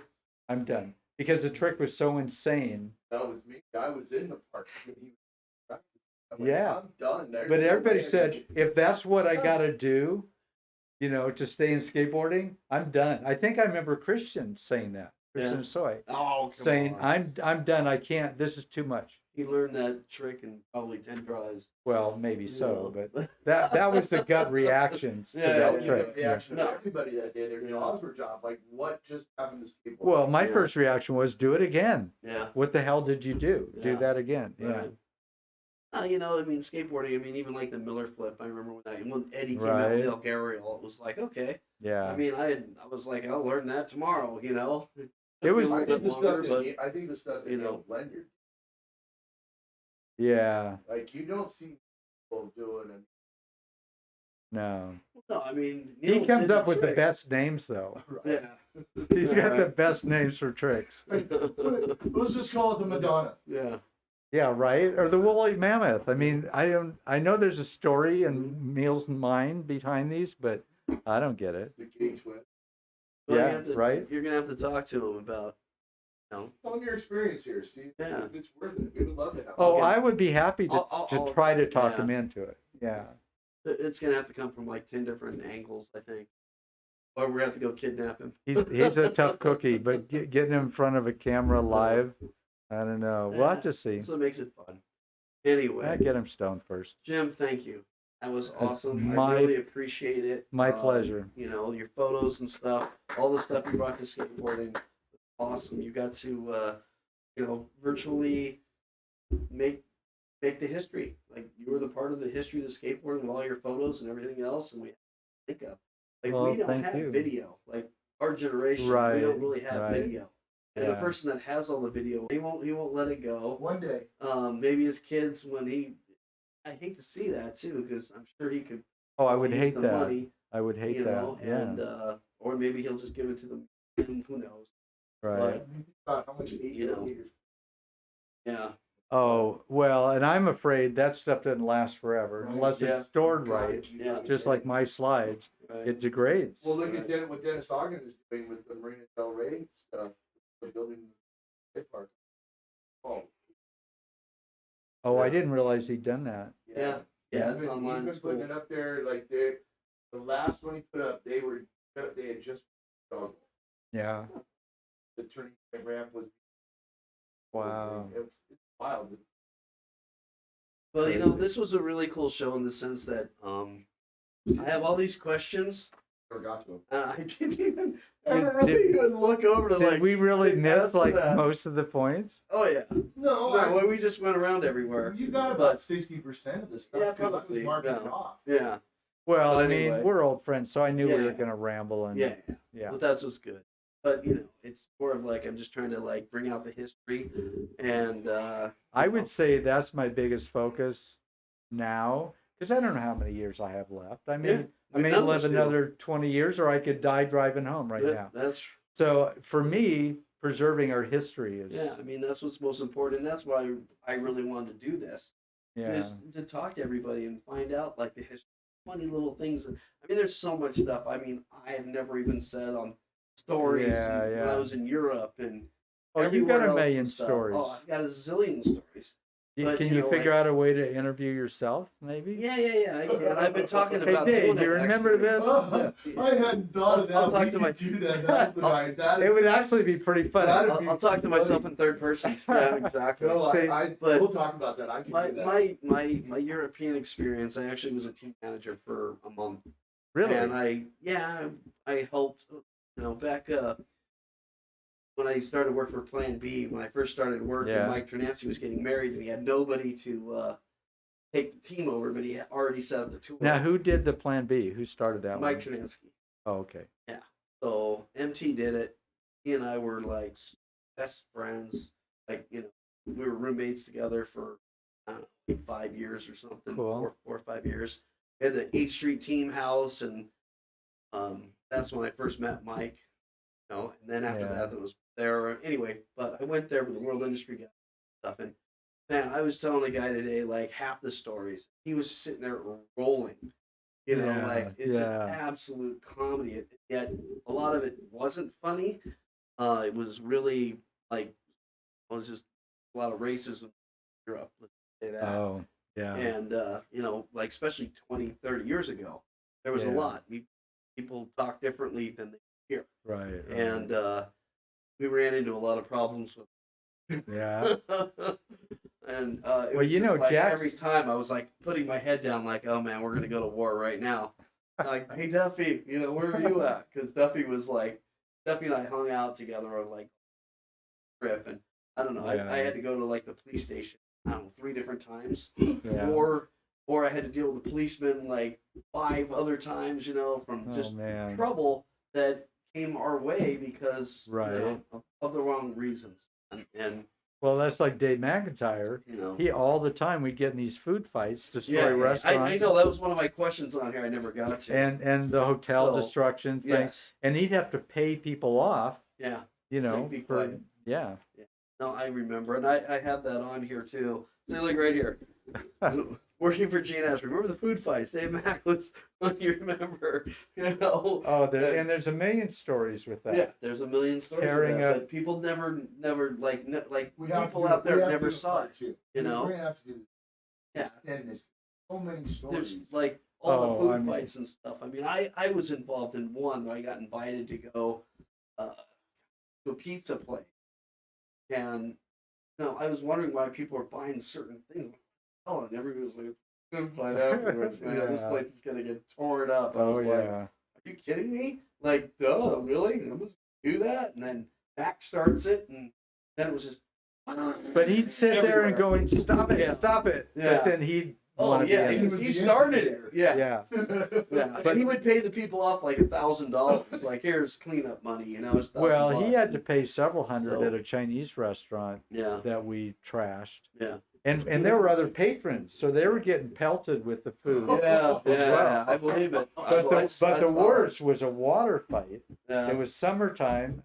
Maybe Hester, Milpitas, Newark. Okay. I can't remember exactly. We were all in the same hotel on the second floor. Oh man. And I don't know who started it. I'm not going to take credit, though I Yeah. might have thrown the first punch. Yeah. But somebody knocked on a door, filled up a trash can with water, and Jamie. throw it whoever answers the door. Yeah. And then of course they run out to your room. They come back, and at one point I thought, you know what, we could Yeah, put yeah, it, yeah. I've put it seen in the that. toilet, Yeah, get yeah, it yeah. soaked.